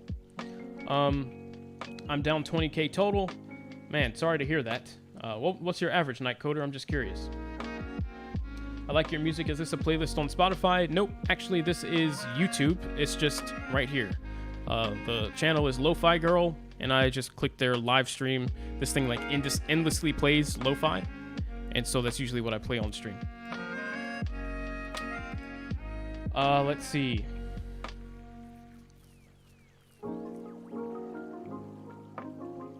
Let's get 100 likes. Hey, thank you guys. We're at 110 likes. I do appreciate that. Thank you so much. And look at the extra viewers you brought in with that. See, it does work. It's not just us streamers being annoying, I promise. Though I know it is annoying. I hate when people ask me to click like, I'll be honest. I just picked up 2,000 Bitcoin Cash. Cool. Bitcoin is at October 2nd to 21st level, dipped back 2 months in the big picture. Yeah, that's pretty nasty, isn't it? Nasty crash there. And that's why we saw everything overreact. Everyone panicked. And then stop losses got triggered. People that were not expecting it, that were over leveraged, got liquidated. There were millions of dollars liquidated, by the way. Whale Trades account on Twitter. What did I just click? Whale Trades account on Twitter. Liquidated 133,000 positions short. And if you go back, liquidated here $430,000. And there were plenty more liquidations if you go back in history to when the dump actually first happened. So millions and millions and millions of dollars. I read that $178 worth of liquidations kicked in before the major crash. That was the crash earlier today, where we went from 57 to 52. So I cannot imagine how much money went down the drain from the crash from 52 to 42. All right, that's probably another couple $100 million liquidated. Night Coder says XRP, wait for the lawsuit to be over first. Yeah, exactly, XRP. That's the correct answer as well. So XRP is working on getting the lawsuit figured out. They're kind of playing it on their own timetable here. They want to make sure that they get the lawsuit settled the right way, and they said it'll probably happen sometime next year. So if you want to buy in early while before the hype kicks in, once they get it figured out, you can buy in at a dip now, or you can just trade other things now and wait for them to get it figured out and then buy as soon as you can when it starts to pick up. Two different angles there. I prefer to usually wait till the action is happening, even though I won't be at the very bottom, unless it's like Dogecoin, because I like to move my money around and be able to trade different plays.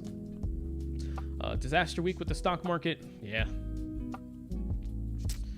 Doge Dash is the one to stack up before 2022. It's number one trending for a reason. Have you seen who the CEO is with the huge marketing this whole month? I have not, Omar. Thanks for bringing that up. I'll give it a look in just a moment. Let's see. How does Tether look? That's a good question. I actually don't know. I've been hearing some bad things about Tether though, as far as them like printing money and such. So I'm not too sure. Let's go. It's still at $1 flat, so I guess that's good. That's where it should be. And how's it going, Norl? Welcome to the stream. And SSP, what's going on? What crypto to invest in right now? I would say buying a dip on Dogecoin is pretty good, as long as you believe in the project. I'm not going to encourage anyone that does not believe Dogecoin is going to succeed to go into the Dogecoin play. There is some risk. It is based on Elon Musk following through and the devs following through and making the coin successful. I think it's already a good coin, and I think Elon Musk is the icing on the cake, and I do think Dogecoin is worth 20 to 25 cents a minimum if we did nothing else ever. So I still think we're at a discount. That being said, Doge 13 to 16 cents, 17 cents is an instant buy for me, and I'm going to recommend that if you can believe in the coin. If not, Ethereum is a good project for sure. I would think ADA right now is a crazy dip for like a year hold long. If you want to hold for that long, I think Ethereum will, ADA will be like 3 to 5 or maybe even $10 this time next year. So that's Ethereum, ADA, and Dogecoin. Bitcoin, if you've got a lot of money, of course, maybe, but I'd kind of rather stick to the altcoins.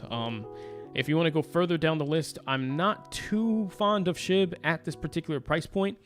The price target, and it's the same thing I talked about earlier, SHIB has gotten beat down a little bit due to the fact that Robinhood kind of threw them under the bus a little bit in reply regarding whether SHIB was coming to Robinhood soon, and they basically made a very general reply where they said we're not rushing to include any cryptocurrencies that we don't feel super confident in just based off hype. Basically, long story short, was their summary. So that kind of sounded like a no, not yet. And I think that's going to hold SHIB back because SHIB moved up to here based off the Robinhood hype, and then it got shut down. So we're going to need that hype again to bring it back up, or equal hype. Robinhood, in my opinion, is the biggest catalyst you can get. It's what really set Dogecoin up for success as well. And then we saw Doge go from like 1 cent to 74 cents. Crazy stuff, right? The dip buy on SHIB, I said earlier on stream, was literally right here at 3. 3,500's all right. I wouldn't feel too bad about it. 3 is a great spot because that's right at support based off this previous resistance. And then even better would be buying it at 2.5. So I want 2.5 or 3. I don't feel too good about 3.5.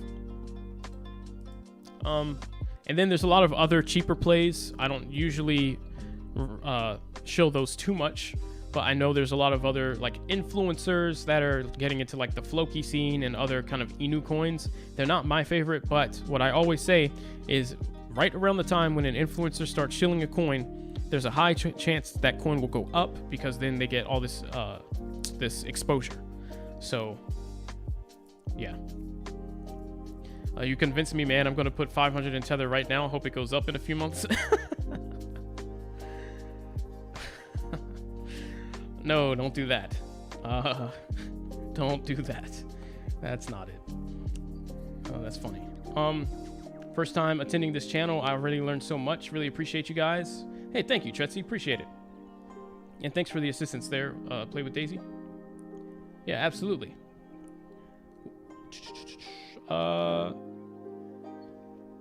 Yeah, 120.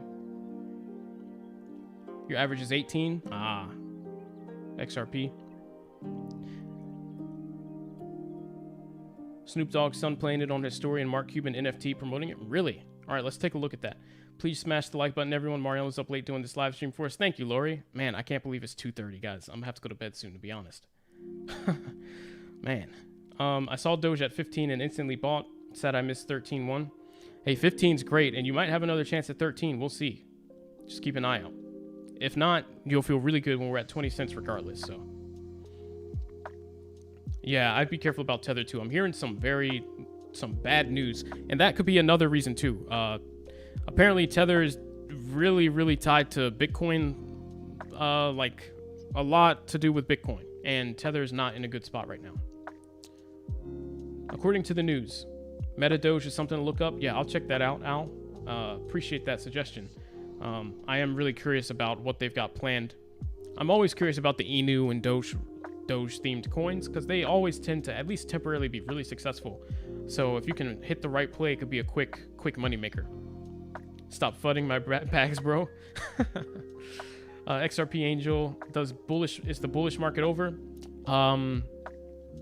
I think the bullish market was over when we did not hit 100K by the end of November, and when we fell below 60K and didn't make it back above. I think short term, the bullish market is over, and people are starting to get to that realization. There was literally everyone was bullish. All right, even myself got caught up in the bullishness, but I've just tried to be realistic and just say, hey, everybody, it is not always what it seems. Everyone wants us to hit 100K, so everyone's promoting it. We've got influencers going live saying it's going to happen and giving all these price targets and saying why it's like impossible that we're not going to hit. And look at where we are. You know, it's just got to keep it realistic at the same time. My thought process is, though, as long as we don't go under 40,000, we should be all right. We should still be in a general overall uptrend. And I'm just going to draw just a very generic line, a little trend line right here. We can kind of keep it positive here, and you know, our next bounce we just trend along this, I'll feel perfectly fine. If we go under 40,000, we could see another market crash as everyone really starts to panic, like, why in the world are we back down here? We're supposed to be going up. Is the bull run really over? And then we could actually see the break into the red zone and maybe even beyond, and that could be a whole crypto disaster. So please just keep your eyes peeled. But I don't think, and this is my opinion, I don't think we're going under 40K, but I will always, just to keep everybody realistic, let everyone know that if it happens, it could be disastrous. Good morning. What did I miss? Hey, Artful, what's going on, man? Glad you're able to catch the stream. Man, that's so weird. It must be really late. I have some set inside in case it does. Cool. And good to see you a day in the life. 202 watching, only 113 likes. Come on, guys. He's really helping us, doing a good job. Let's recognize the efforts by hitting that like button. Thank you so much, Ankush. I do appreciate it. I look like Louis from Ant-Man. Let me look that up. I forgot what he looks like.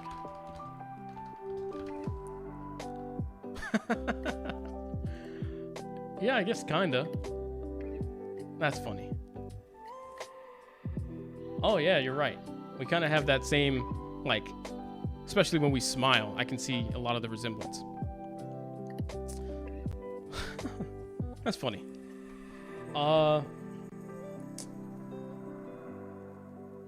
Let's see.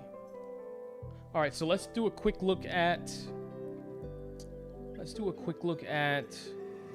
Doge Dash, what Omar just mentioned. Just kind of curious. Oh, is this a game? Oh, check that out. It's a Mario Run inspired game. For some reason, it's downtrending pretty hard here. Oh, it's just crashing because the market is okay. Over the last 30 days, it's actually... it's still downtrending a bit. That's a bit unfortunate, but...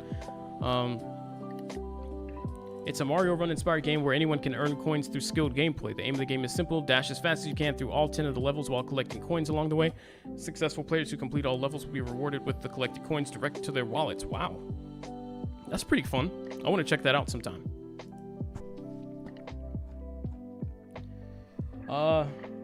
Fear, uncertainty, doubt. It was a tactic Microsoft invented to keep competitors out of the market. Regulators in line. This is what got them pounced on by regulators. Ooh. Good info. Ariel sharing the gems. True, Rick has been quiet this stream, hasn't he?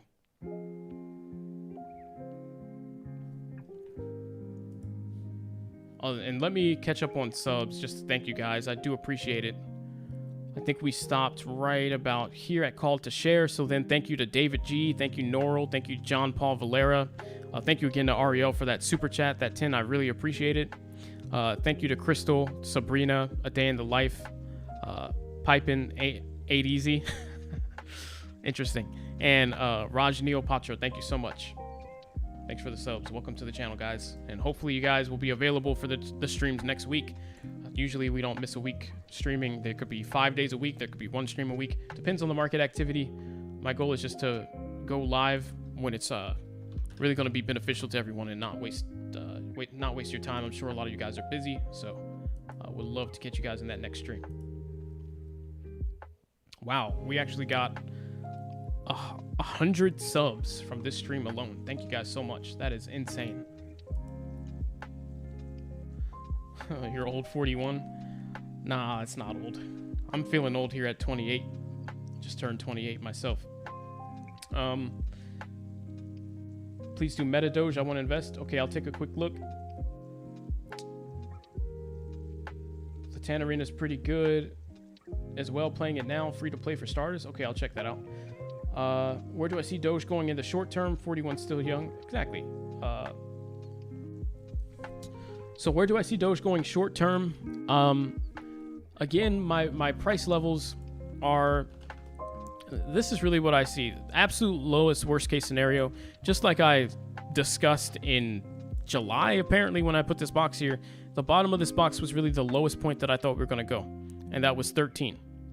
And that's exactly where we bounced from. I would still be surprised if we go under 13. What I think is going to happen, and this is just because Dogecoin's so oversold right now. I'm sure if I flipped up like an RSI, it would show super oversold. Yeah, look at that. Way under the 30 mark. So I wouldn't be surprised if Bitcoin holds around this area for like another day or two, and Dogecoin takes that time to just slowly creep back up and reset back towards 18, 19. And that way, if Bitcoin pulls back another couple thousand, then Doge just loops and makes a second trip back down to this area instead of making new lows. Wouldn't be surprised if that happens. But my price levels on the absolute lowest side here, I'm thinking about 13 to 14 cents. And the next target would be no lower than 10. If we go under 10 cents Dogecoin, something absolutely terrible happened in the crypto market, and we're going to have been live again by that time to talk about what in the world happened, and we're going to have to reevaluate. The thing is, it's at this point in time too new, too fresh, and there's not enough good reasoning to make a good call on like which direction we're going to go from here. The breakdown here was partly because of FUD, but then the bad news caused people to panic and continue selling off, and then the sell-off triggered stop losses. The stop loss triggering liquidated people, and then all of that red selling pressure also caused more panic, and then you get all three of those things combined causes a flash crash. And what's going to happen after a flash crash is just up to people, up to how people are feeling. So we could either come back up here, bounce off the 50K now resistance, and then pull back to this area again or lower, or we could come tomorrow, wake up, and we've crossed the level. This is just a massive rejection wick, and now we're holding above the 50K resistance, and we bounce and just head back up. Two completely different scenarios, but at this time, we don't have enough information to decide which one's going to happen. So I don't want to call a direction because I have not enough info to call that direction. So it would just be a lie. But Artful asked what brought on this crash. So what I just explained, the snowball effect of the sell-off here, we had so many positive catalysts, and I'll keep this one really short. And I'm starting to lose my voice too, so I probably will have to go in a little bit here. You guys were here for the last couple streams. We talked about the fact that if we went below 53, bad news. Under 50K is probably a flash crash, and sure enough, it did happen. But there was so much positive catalyst. Inverse head and shoulder structure, bullish flag structure on the shorter time frame. You can kind of see it there on the daily, but if we went down, you could see it better. Broadening descending wedge, which is another bullish reversal pattern, and then also the typical 2 move down, broadening, consolidation, tightening, big 2 move up reversal pattern. That always tends to happen. You can kind of see it right here. It happens all the time at the bottom, right? Historically, you can just go back and find it everywhere. And that was happening here. But then the Evergrande news started to spread and kind of kicked the technical analysis out of the way. But due to us having 5, 6, 7 different reasons why we weren't going to sell off, I think everyone was way too bullish. Everyone was still thinking 100K, 100K, 100K. They're seeing inverse head and shoulders, broadening descending wedge, bull flag, reversal pattern, support at 53K, 200 EMA support, and support at 50K. Like 7 different reasons that we are not going to sell off.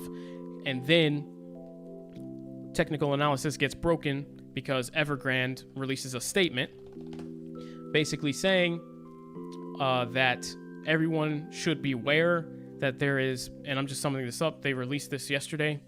Everyone should be aware there's a high chance, they are still, their obligations are about $260 million, and there's a chance that they will not be able to meet their financial obligations, which means they may not be able to pay a lot of people back. And so they're telling us in bold here, please be careful, exercise caution when investing in our company, because we may not be able to pay you back. And that freaked everybody out. So that was just one thing. And there's a bit of a snowball effect too, because there were some other things out in the news. We've got like the tapering news and bad job market reports apparently as well, and just a whole lot of other stuff. A whole lot of other stuff combined today. And we were already in the downtrend, and then inverse head and shoulders failed. Bull flag failed. There's 2 technical analysis things out the window. Descending broadening wedge failed once we broke really below this point right here. You can see the trend line failed. And so then reversal pattern also failed. So now the only thing we have left is 200 EMA and $50,000 level. Then we broke below that, and all bullishness is out the window. And also the price target predictions as well. People start to get super bearish, and everyone panic sold, and then flash crash liquidations. Right around here, we saw a loss of apparently $178 million worth of liquidations took place from here to here. So I can only imagine what happened from 52 down to 42. So there's probably about $500 million worth of liquidations today. Good to see such a turnout. I don't have Twitter, though. It's good to see other people pop in that may not have had Twitter also. Thank you. Yeah, I appreciate everyone's support. But yeah, if you guys do have Twitter and you'd like to follow me and catch some of these retweets, it's at 2020 Tech Reviews. That's my Twitter. You can always give me a follow, and I'm always retweeting stuff. So sharing important information on Ethereum, Bitcoin, Doge. Let's see. If Doge goes under 10, I'm pulling the covers over my head. I understand. I will too. But I'll be under there with my phone secretly buying some more Dogecoin. I'll be honest. What's my name? My name is Mariano. Mariano. Mariano. I just bought 200 worth at 19 today before that dip. well, at least you got a little bit there at a good price. If you have more money to buy some more, now's a good chance. Like I said, 19 cents, 16 cents, 13 cents, and then 10. Kind of just looking at the threes to make it simple. Those would be my price targets.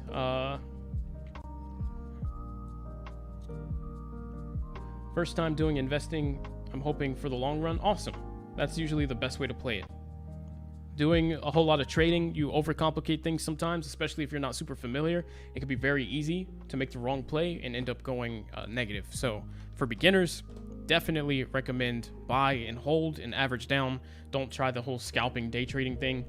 It is way too hard to pull off with market manipulation, emotions, really volatile markets. It's a trap. Work your way up to it. It is definitely more enjoyable and can be more profitable, but if you're not consistently making the right decisions like 60-70% of the time, then it is definitely more profitable to just buy it and do absolutely nothing but wait, for sure. A lot of times you'll day trade and you'll end up making no money off of a up move because you overdid it.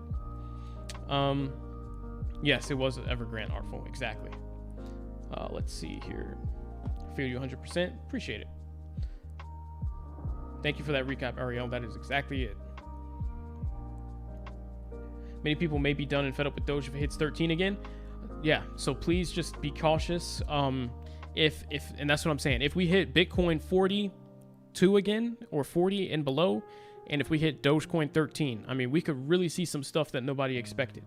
I'm just trying to keep everybody, trying to keep it honest and keep everybody alert. So even though these are great prices, and I would never recommend not averaging down at them, careful with your position size and make sure you still have enough capital that if it dumps to 5 cents Dogecoin for a couple seconds, you're not going to panic sell. Instead, you can buy the dip, and then once it bounces back to 20, you're up 4 or 5x. You know, that's the mindset to have. Even though it probably, you know, hopefully it won't do that. That would be very problematic.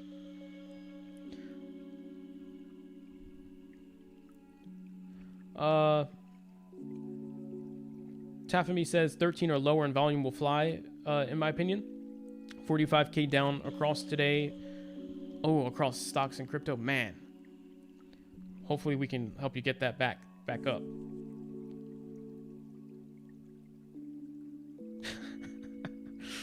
Peasant, you're funny. Yeah, no problem, Artful. What's my top 3 altcoins? They're probably not very exciting. It's going to be Dogecoin, Ethereum, and Cardano. I keep it really simple. I don't do a whole lot of messing around too much with the really, really risky coins.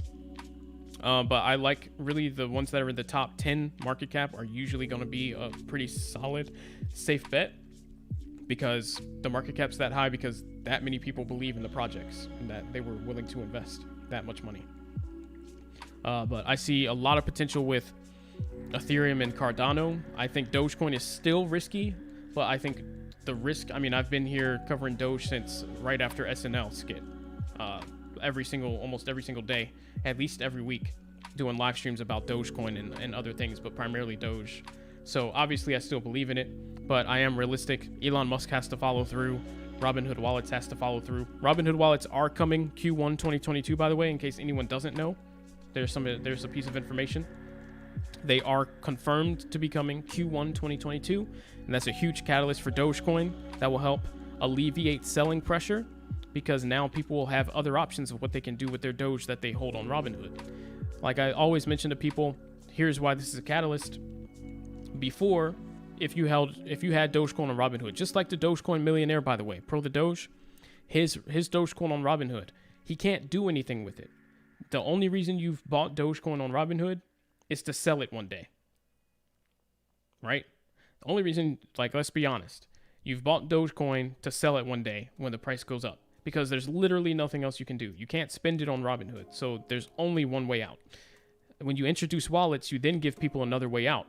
So instead of everyone buying to sell, which means buying pressure one day, selling pressure at a later date, you can have buying pressure and then people take it off the exchange and then send it to someone else as a gift, or send it to someone else in exchange for an item. And that selling pressure disappears because it's just being circulated and traded instead. And then you just have people wanting to accumulate it, and then they trade it. Accumulate it, they spend it. and then you get a reduction of selling pressure, which means the price can go up. And so that's the big catalyst for Robinhood wallets.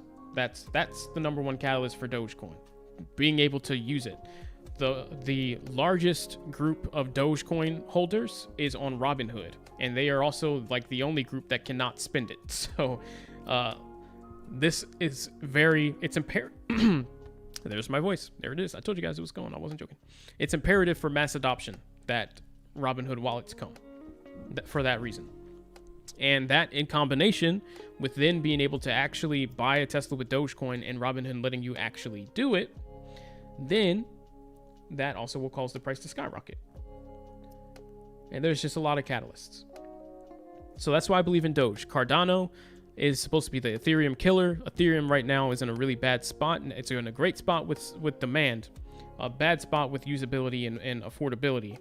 So I'm bullish on Ethereum because of the demand and because of ETH2, but I know that if something can come out that is just as good and way cheaper, not going to cost you $1,000 per transaction, if Cardano can pull it off, then we're going to see Cardano start to take a lot of attention away from Ethereum, because like me personally, I cannot send money to you and pay a $1,000 transaction fee. I can't do it. I don't have that bank account, right? And most people don't. And even if you did, like I could physically do it right now, but who in their right mind would want to do that? Nobody. So reasonable people are going to look for a cheaper option. For example, sending Dogecoin to you would cost me 2 cents. If I sent Dogecoin to you on Ethereum right now, it would probably cost me $500 to $700 in fees just to do it. So and Cardano's getting its update next year, that's going to integrate their layer 2 solution, which will make it way faster than it is right now. So those two are going to be going head to head. I think the first one to it is really going to be the one that takes the cake. Ethereum might be able to do it, but at this rate, Cardano could have a really good chance because Ethereum's been delaying for a while. Could delay too long and cost it. Hopefully that answered that. And then, yeah. It's a chart which clearly shows market going bearish. Check RSI, it shows a downtrend. It's not just correction, it's starting to fall. Yeah, usually RSI, it'll show a trend. But the thing about the RSI indicator is it's supposed to indicate oversold or overbought. So typically, yeah, you'll see the trend start to form, right?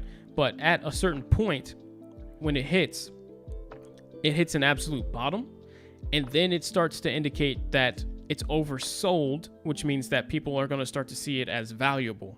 And so then it's going to bounce. So typically when you see these spikes down, that's the bottom.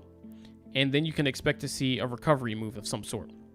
But what ends up happening, it factors in a whole lot of different things. So if we trade sideways here for a while, then this indicator will move back up, despite the fact that the price is just trading sideways, as it starts to realize that we're not actually oversold anymore, but this is actually fair value price. And then we hit a top, it'll bounce right around the time where Dogecoin, it's time for it to go back down and make another move down. So at this time, RSI says oversold. This should be buying point. I don't look at the RSI though, because I think it's a distraction. Looking at the chart and just using what you know, and using the 200 EMA indicator is more than enough. Using the MACD and the RSI on crypto, I think overcomplicated. And sometimes you start seeing stuff that doesn't exist. But I do agree, the chart definitely shows some signs of bearishness, especially Bitcoin's chart. That's why I'm a little concerned. Good comment though, Abhishek. Thanks for the input. 12 cents today, it could happen, absolutely. Day trading is not meant for people who don't know where to stop. You have to set a goal once. Yeah, exactly. Day trading is very difficult. You have to have so much self-control, or else you're just going to end up bankrupt. What's going on, Matt? Good to see you again. XRP? Yes, sir. I agree.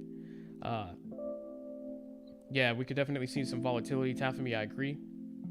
The tech dev tweet? Yeah, I'll take a look. 1 minute chart? Yeah, good call. Good call.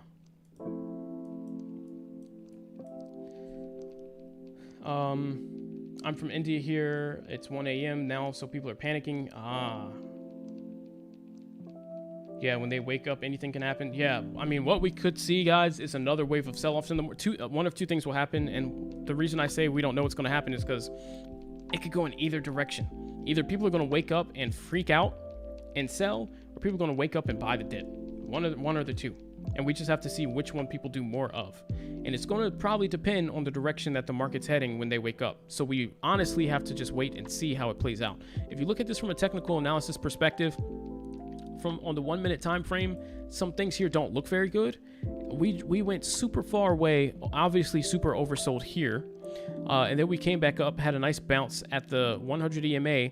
But now we're hitting this as the resistance here, and it looks like we almost want to make another move down. You can see we're not even strong enough to get to the 200 EMA on the 1 minute time frame here for a clean bounce. Not the best sign in the world. Not the best sign. So we could see a little more selling off, or maybe we'll just hold here because you can see it's consolidating. We're getting to a decision point. Maybe we'll be able to break above it soon. But we're not seeing signs of strength yet. Take a look at these super small candles. Right, there's no signs of strength kicking in quite yet. So still caution. The downtrend is, hey, Bastic, yes, the downtrend is slowing down, thank goodness. But there could be a continuation downtrend. So what we're seeing now is everyone starting to calm down, and then there will be a decision on what to do next. Usually people wait on the sidelines and they wait to see what everyone else is going to do, and then they make a decision. So if whales continue to sell off and that's the direction that the price trends in, they may continue to short or continue to sell their positions. And then we'll see another accelerated move in that direction. Or vice versa, could be to the upside. Oh, 1 p.m. Okay, yeah, I was like 1 a.m. and everyone's waking up. Y'all do it a little different there, huh? But I see what you're saying. 1 p.m. Yeah. When Americans wake up, definitely going to be a shock. I texted my. Oh yeah, he saw. Okay, cool. Yeah, I'll cover that tech dev tweet in just a moment. Mad because I bought more at 19, now it dropped. Now I only have a small amount of buying power. I understand. In that case, maybe just hold out for a bigger dip. I would not. If you don't really have much money left, guys, your best call is not to mess with the 16-cent dip, but just wait and see if you can get a bigger dip. And that way, you're leaving yourself in a safe position, because you expose yourself to a lot of risk if you end up all in by the time we're at 16. And then what happens when we're at 13, 10, 9? You have no options. You just feel trapped. You can't average down. You're at a loss. There's no upside. You might make a emotional decision that's bad. You might cut, and then the price skyrocket on you when normally you wouldn't have done that. It's much better. 19 cents is a great average. 16 is only 3 cents down. But if you don't have much more capital left, you can just wait, see if we're going to do something crazy like a 13 or a 10. And if you feel like that's the bottom, just dump it in there. Now your average is going to be split in the middle, and you'll feel pretty good on the way up. But I understand, do it yourself. I do understand. I'm cashing out. I do farming. Oh, cool. Will it go to 40? What do I think? Or bounce from 45? Ooh. What do I think? What do I think? That's a good question. I'm not going to lie. The way the price action's moving right now, it does look like we pull back a bit. I don't think we go to 40, though. I honestly don't. It can happen, guys, and I'm more than willing to be wrong here. Obviously, at this point, I'm just speculating based off the question asked. I don't think we go under 40. I don't even think we make it to 40. I think at the very lowest, we do go somewhere like 44 and a half, somewhere back around here, and maybe we see some more bouncing happen. My concern right now is this weakness. You can see here, we're still hitting the 100 EMA, the underside of it as resistance, and we're making lower highs. And there's just a whole lot of weakness here. I think we could see another down move. If we go below 44, if we go below here, I would just be a little concerned. And at that point, we'll have to play it by ear a bit. Elon, we need to go to space. I agree. So many comments, guys. Thank you guys for keeping the stream exciting and entertaining for everybody. And I know this is not the most ideal situation. I think a lot of us would have rather been in at 25 cents and then seen the price go to 90 cents or something crazy like that. But at least we're all here together to stick it out and turn a negative situation to a lot of people that don't really know what they're doing into a potentially positive one and get back on the right side. Hopefully we'll all be in profit really soon. When will be the entry point in particular where you start buying at? I've already started buying. So I've been loading up at 19. I bought more at 16, and I'll be buying some more. I'm done buying at 16 for now. I'll be buying some more if we go back to 13. So just think of it, if you can't remember, I'm buying in intervals of 3 cents in between 10 and 19. So 19, 16, 13, next spot would be 10. I don't think, if we end up at Dogecoin 10 cents, that means something really bad happened with Bitcoin. And that's going to be a whole nother discussion, because then we have to consider a market crash too, which no one ever saw coming, right? So there's that. Carlo said, I subbed because your readout is pretty straightforward. No BS. Thank you, Carlo. I do appreciate that. That is all I aim for, just to help everybody read the charts, understand. We do technical analysis every single time, along with fundamental and social analysis. So it's not biased in any way. And yeah, there's that. You are getting Indian subs now. If you stay active for 1 hour more, than your channel will boom. Yeah, I can tell. This is awesome. I appreciate it. What time is it over there, if you don't mind me asking? Oh, you said it's 1 p.m. there? Is that right? When will be the... Oh, yeah, I answered that one. Never thought of this, but is there a limit to how many trades we can do on crypto? And does anyone know where we can get Doge at absolute lowest price, lowest fees? Robinhood's going to be your best place to get Dogecoin if you don't mind not being able to spend it. I have realized that I get filled at the best price there, closest to what I actually see on the screen. When I try and buy crypto on Webull, the fill prices have been kind of way off, and it's really messed me up for trades. I prefer to buy my Doge on Webull. I'm sorry, on Robinhood, not Webull.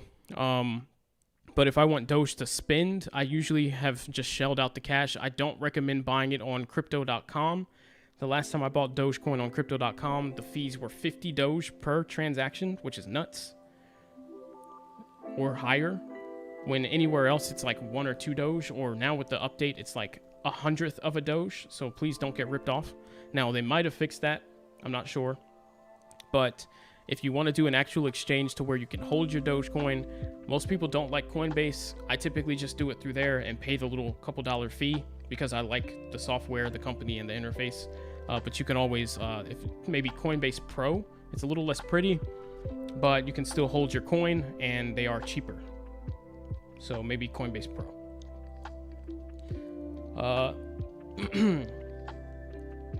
It's 1:30 p.m. in India right now. Gotcha. Bro, you want those Indian subs, big audience in about an hour? I don't know if I can do it, guys, but maybe I'll try. But to answer your question, do it yourself. The first part, there is no limit to how many trades you can do on crypto. Crypto is not regulated in that same way that the stock market's regulated. So stock market, there's the pattern day trader rule where you can't make more than 3 day trades in a 5 business day period, which is going to be a week. On crypto, though, there is no limit. No matter which exchange you're using, you can do as many trades as you want. You'll never get stopped. And if you're going to be doing that, also, I would recommend Robinhood. It's going to be the best for trading it. There's going to be no fees, and you're going to get filled at the best price, as close to what you're actually seeing on the screen. You can also do that on Robinhood. Also on Webull, with no fees, but you're not going to get filled at the best prices. It's going to be really hard to trade frequently. And definitely don't try day trading on an exchange. You'll get robbed. So Robinhood would be my answer. Don't mind me asking, says Deep Sleep, but what website are you using to check these charts? So this is actually Webull. I use Robinhood and Webull, guys. Robinhood, Webull, and Coinbase. If you guys are ever curious what exchanges and such I use in software, I use Robinhood to actually execute my trades and buy and sell with anything that I can on Robinhood, usually crypto. I use Webull for charting, and this is what you're looking at right now. This is Webull's charts. The mobile app also has really good charts for Webull. Check it out. If you want a referral link, if you want to sign up, I can give you guys one. I did have one in the description, but I took it out to keep the description a little shorter. And then I use Coinbase for pretty much anything else.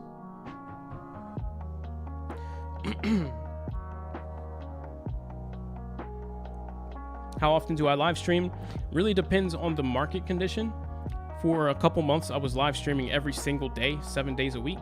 Over this last month or two, I've cut it down to like anywhere from 1 to 3 live streams a week.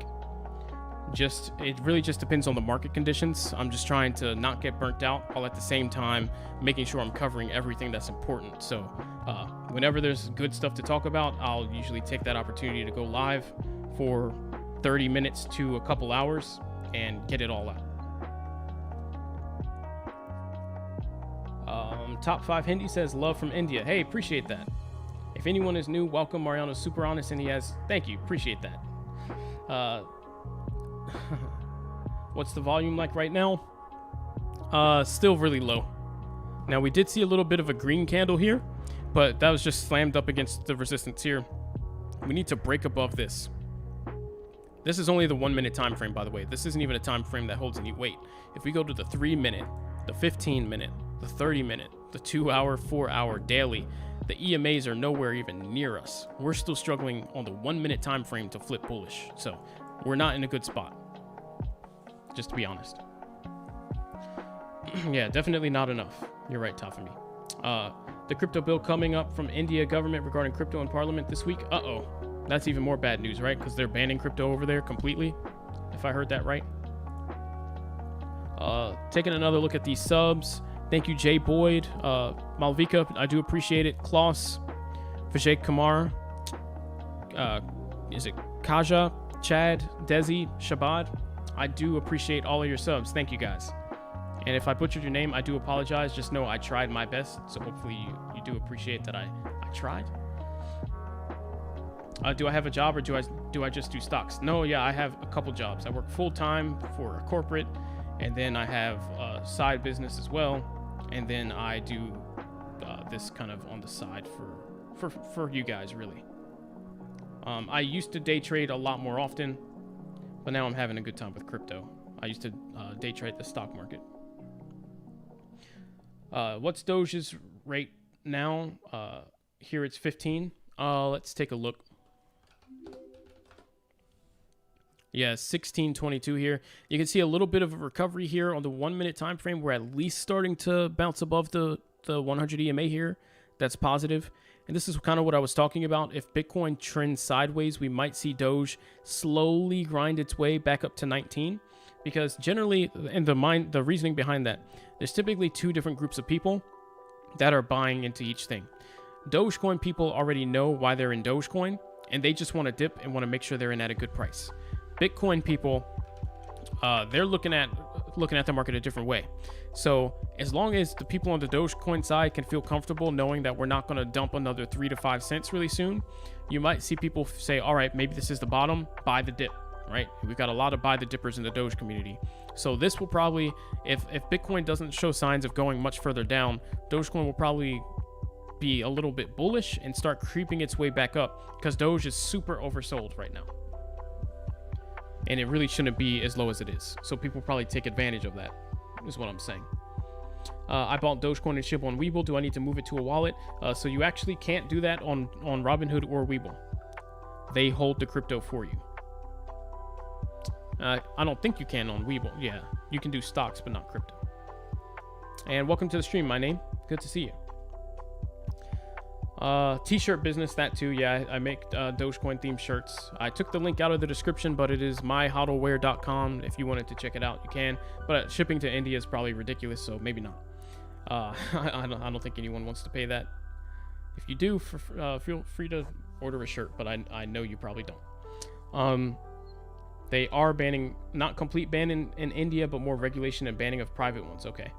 The limit only applies if you don't have access to the minimum capital. The minimum capital is 25K, so you must have 25K sitting on the books or accessible to you via your clearinghouse. Yeah. But thankfully, that PDT rule only applies to stocks. So even if you only got $5 in crypto, you can go crazy. Leverage also counts towards the minimum. When did the crypto market... Well, I know on Robinhood, actually, they want you to actually have 25K cash. But, yeah, there might be some exchanges that let you leverage it. Am I on the wait list for wallet on Robinhood? Yeah, I'm like 700,000, I'm somewhere between 5 and 700,000. I can't remember what my number was. But yes, I am on the wait list for Robinhood wallets. I'm coming up. When did the crypto market? Why did it dump today? Shalou says. There's a lot of reasons. And guys, I probably will be wrapping up the stream soon. So feel free, if you got any friends or anything that you think would find this content helpful, direct them over to the channel. Have them subscribe, of course. Would love to see them in the next stream. But you can also direct them to this stream once it gets uploaded.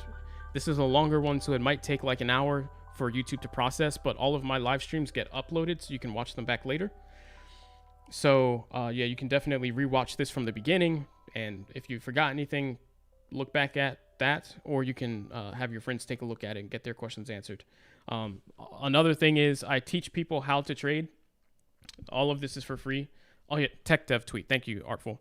So if you know anybody that wants to learn how and they have questions, just direct them over to the live streams. I'm more than happy to answer questions while I'm on stream.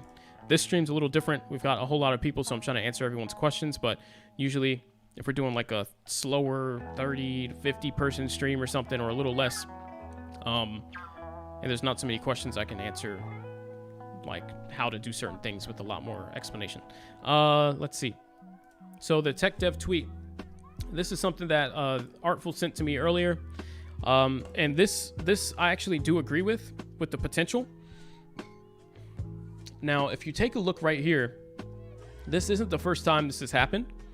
So take a look at this. We had the big sell-off, bit of a recovery, and then kind of like this fake out move where we hit a peak, and this is 2013. Sorry, wow, 2013, 2017. Where we hit a peak here, and there was a big sell-off that probably faked everybody out. But right after that was when we bounced back up, and then we slowly grinded up, recovered, and then we made new highs. You can see that happen here, went to the moon, 2017, went to the moon, and here we are right now with a bit of a big sell-off. Here we could even argue that the move that we just had after this, where we just dumped down to 42, was kind of like this candle here, and that it's going to recover, and then we slow grind back up to 70,000 here, and then we break out and head towards 100K. I really would not doubt that that happens. All right, so that's kind of the bullish scenario. Tech Dev's tweet. I do agree with that. I want to make it clear. I do agree that it's very possible, because I really don't think, genuinely, that we're going to end up failing 40,000, because if we fail 40,000, we end up probably going back to 30 and then below down into the 20s, and I think that's a bit unlikely. I would rather it be, I feel like it's unlikely. That's just a depressing scenario. So yeah, I think we'll hang out and go up. Now, as you can see here, Dogecoin is starting to recover. Here we are at 1640, a little bit of movement up. So if you did buy at 16 or 15 or even lower, you're already pretty happy because you're up about 10%. So there you go, guys. Hopefully you're feeling pretty good about this. What is the contribution value percentage of China in crypto market? I'm actually not sure. They've had so many bans over there on crypto holdings. I don't know what the percentage is now. It may not be very high, or maybe it still is. I'm not sure. I know a lot of people that were involved in mining and such ended up relocating. So honestly, I'm not too sure. 225 folks watching you. While you deserve this, buddy. Thank you so much. I appreciate it. One thing about the China ban of crypto, it's made the U.S. market for miners fill and really grow. Healthy markets don't like a vacuum. Yeah, I agree. And that's what I thought when I first heard of the ban was, well, that means more for us, right? You know, the people that haven't gotten banned, that is. Like, surely it's not too big of a deal, but anytime there's bad news, everyone always panics and sells. It is what it is. The money you get in Webull from using a referral link, what can you use it for and how? You don't actually get money. You just get stocks as a bonus. So you get stocks, and then if you sell those stocks, you can eventually cash out, and then you get that money for the stocks transferred to your bank account. But they don't give you dollar amounts for referrals. They only give you stocks as payment. And generally, if I get the referrals, I usually just hold the stocks. Akuma says hold or sell. This is more of a buy angle. 16 cents is a buy for me. I'm looking at buy at 16, potentially at 13 if we hit it again, and then at 10. If we go up instead, I'm looking 16, and then I'm looking at 19 as another buy. I am not a fan of sell. I like to just keep my position small and play it safe. Wisely and safe, and play it slow. Is El Salvador buying the dip? Unfortunately, they bought right before the crash, so hopefully they're buying some more. I bought Kishuino $100 and transferred to Trust Wallet. Now Ethereum fees is $300. That's massive, not good. That's exactly why I'm saying that Cardano or Solana might have a really good year next year, because that is exactly what a lot of people are feeling as they try and make use of Ethereum, and then they just get robbed. Like, no one wants to do that more than once, right? Like, that probably will stop you from doing things on the Ethereum network for a while. Did I get into NFTs? No, I'm actually not a big NFT fan, to be honest. I know it's the hype right now and the craze, but there's just something about it. And I understand, I can appreciate art, but I think right now it's a little bit gimmicky. Because at this point in time, it's so new and it's such a craze. It's like a fad. Like, everyone, even if they're terrible at drawing, like, I could have a 2-year-old get an iPad Pro and slap something together and then mint it and say, here's some abstract art NFT. And if I did that in real life, I could price it at $100, right? And try and sell it to people. Very low chance someone buys it. But in the NFT market, everyone's like, oh, it's an NFT, so it might actually be worth like 20 times that come 6 months from now. And so people are just buying like ridiculous stuff just because it's an NFT right now. I'm glad that people are making money doing it, but I think that there's going to come a time where people start to look at NFTs and really, just like art, there's usually some kind of things that people look for that classifies like good art from just me getting a paintbrush and going crazy and drawing stick figures and stuff. There's usually some kind of things that people look for, whether it's reputable names or a certain style. I think there's going to be a little bit more pickiness soon, because right now it's just like anybody's an NFT artist and making a lot of money. So just for that reason, I don't really like the idea. I like to really be behind something when I invest in it. I'm not saying I'm against it or that I won't make NFTs myself someday, but currently that's where I stand. Maybe Al disagrees. Thanks for keeping calm and enthusiastic behind the dip. Absolutely, Alfonso. Did I buy the house in the metaverse? I would love to buy a house anywhere. But no, I did not. Post Malone has a music video for where he bought 10 NFTs for $750K. Yeah, there's actually something going on where these celebrities are actually releasing NFTs, and then some of them are losing value, like instantly going down 50% in value. It's crazy. And that's what I kind of mean. Like, it's going to get a little bit overdone, oversaturated, and then people are going to start to say, all right, what's actually a good NFT that's like worth investing in? What actually was hard to make? What actually was like super creative versus just it took someone 5 seconds, they minted it, and now it's worth 10x just because. That's the time I'm kind of waiting for. When is the crypto market going to go up? It's already heading up. As you can see, Dogecoin's in an uptrend here. We do have to mine the 200 EMA. Don't forget, we're not very close to the others here, but we're on our way up. So there's that. Let's see.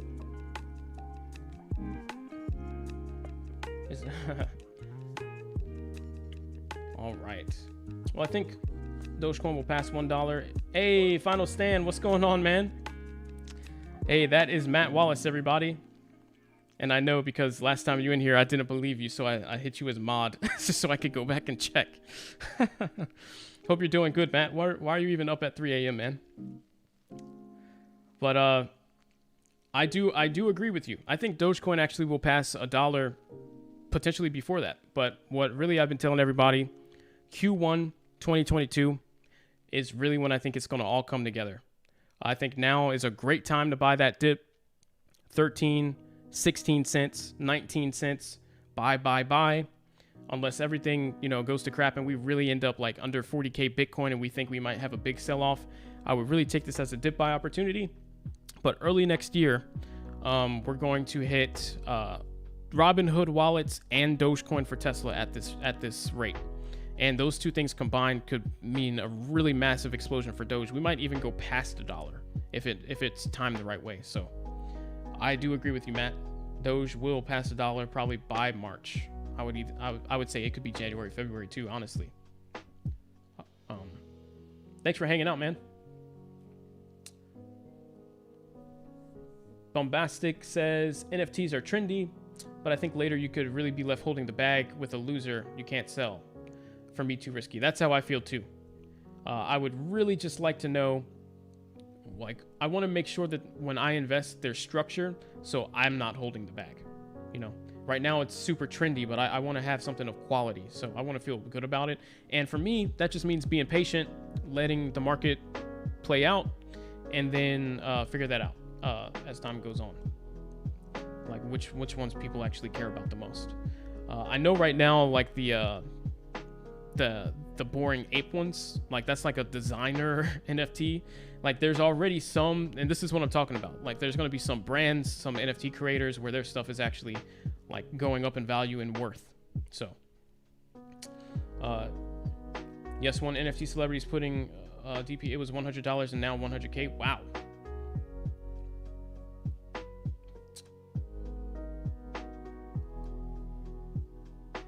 Let's see.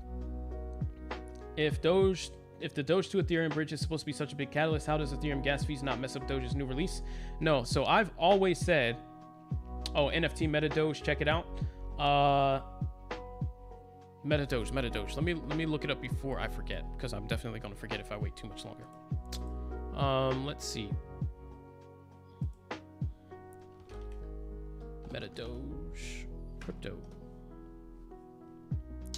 Let's see. Welcome to Meta Doge, metaverse ruled by 3D Meta Doge avatars. Interesting. NFT access pass. Meta bridge. Layer 1 blockchains. Just trying to see what the project's about. Our blockchain of choice is Ethereum, ERC20 token, standard for Meta Doge. Well, that's a massive supply. Wow. What's the... Okay. Meta Doge is a decentralized experiment to improve the interconnected blockchain experience. It offers interoperability between blockchains. Okay. Oh, that's Meta Bridge. Okay.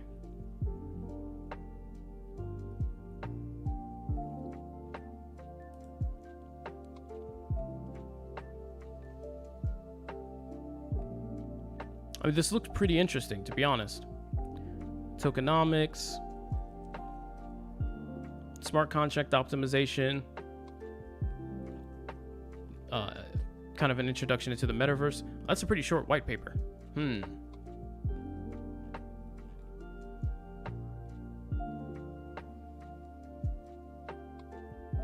Oh, users will be able to interact with each other in the environment. Interesting. So that's pretty cool. I think that's a cool idea. I'd be interested to see how the coin continues to do. Cool concept for sure. Yeah, no problem, Al. Sorry, I wasn't ignoring you, man. I was just a little distracted.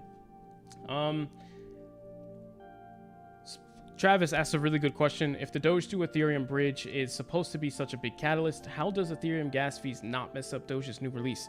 So this is what I've been saying. I am personally against the Dogecoin to Ethereum bridge for that reason. I don't think Dogecoin needs it. I think we got a little overly ambitious, and we're kind of looking at anything for a catalyst. And we know Ethereum's a big player, and Doge has been, meme coin, no utility, blah, blah, blah, no NFT access. And so we're like, well, if Dogecoin could be on the Ethereum blockchain, then we could get access to NFTs and smart contracts. I think that's overdoing it.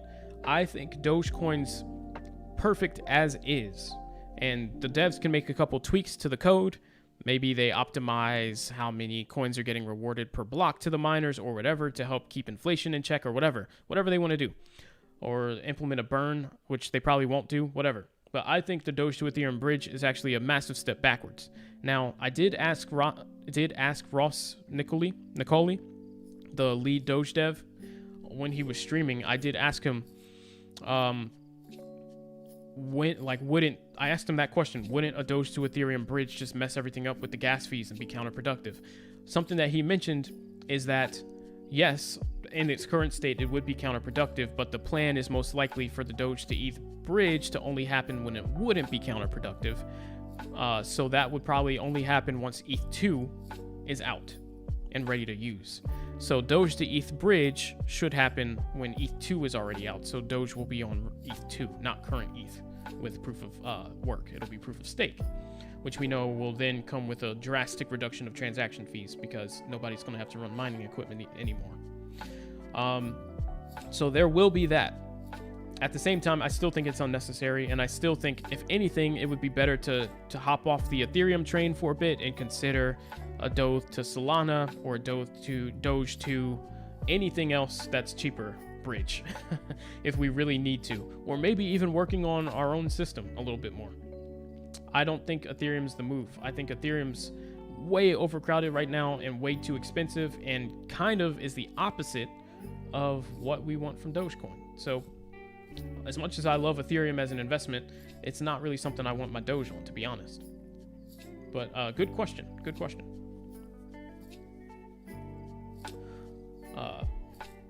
So let's see. Lakesh says SHIB should predict. For SHIB, I think actually, what I mentioned to everybody, it's not a bad price. I would have liked to get in at 25 or 3 flat, but SHIB here at 35 is actually a pretty good dip. So not too bad, but you're going to have to determine, are you bullish on SHIB? Because me personally, I think Robinhood's recent news is a little bearish, where they kind of shot down the idea of SHIB coming to Robinhood, and that's really what caused the big move. So if that's not going to happen anytime soon, I think SHIB could trade sideways or even sell off until it gets its next big announcement. So for me, it's more Doge, ADA, and SHIB maybe later. The deposit is not on now on exchanges, so unfortunately I can't buy.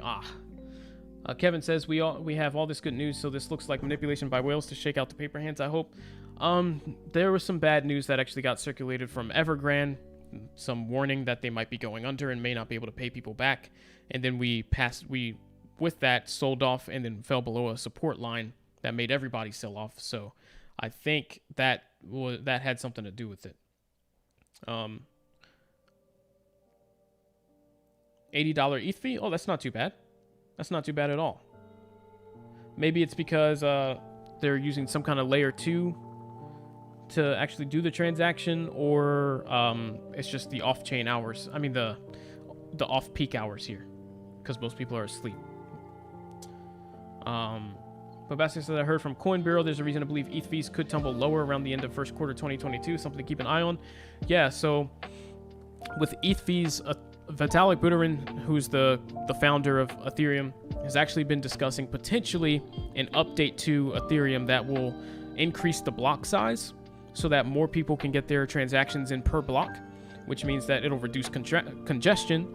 And congestion, due to a whole bunch of demand, is the reason why fees get so high, because they're trying to figure out a way to prioritize transactions. It's like, who's willing to pay? You guys can go first.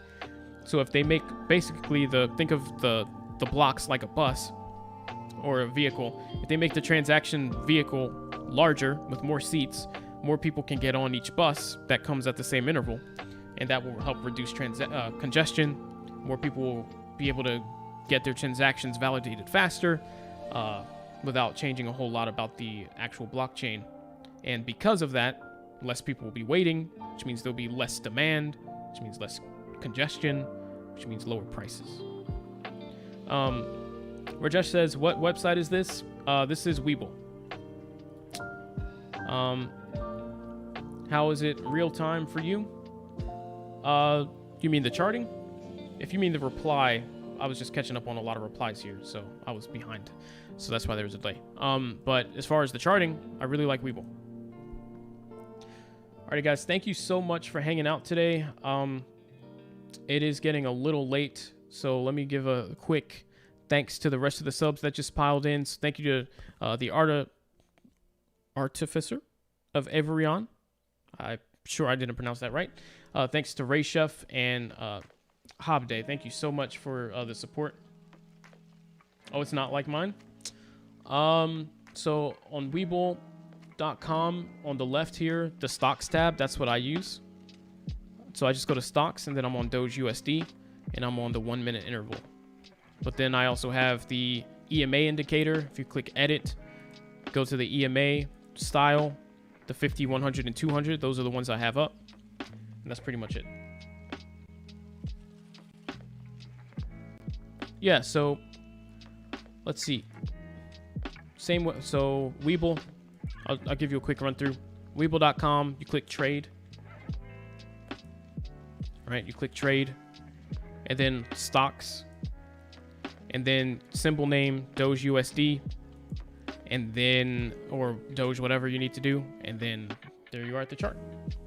Thank you for your analysis. No problem, Bombastic.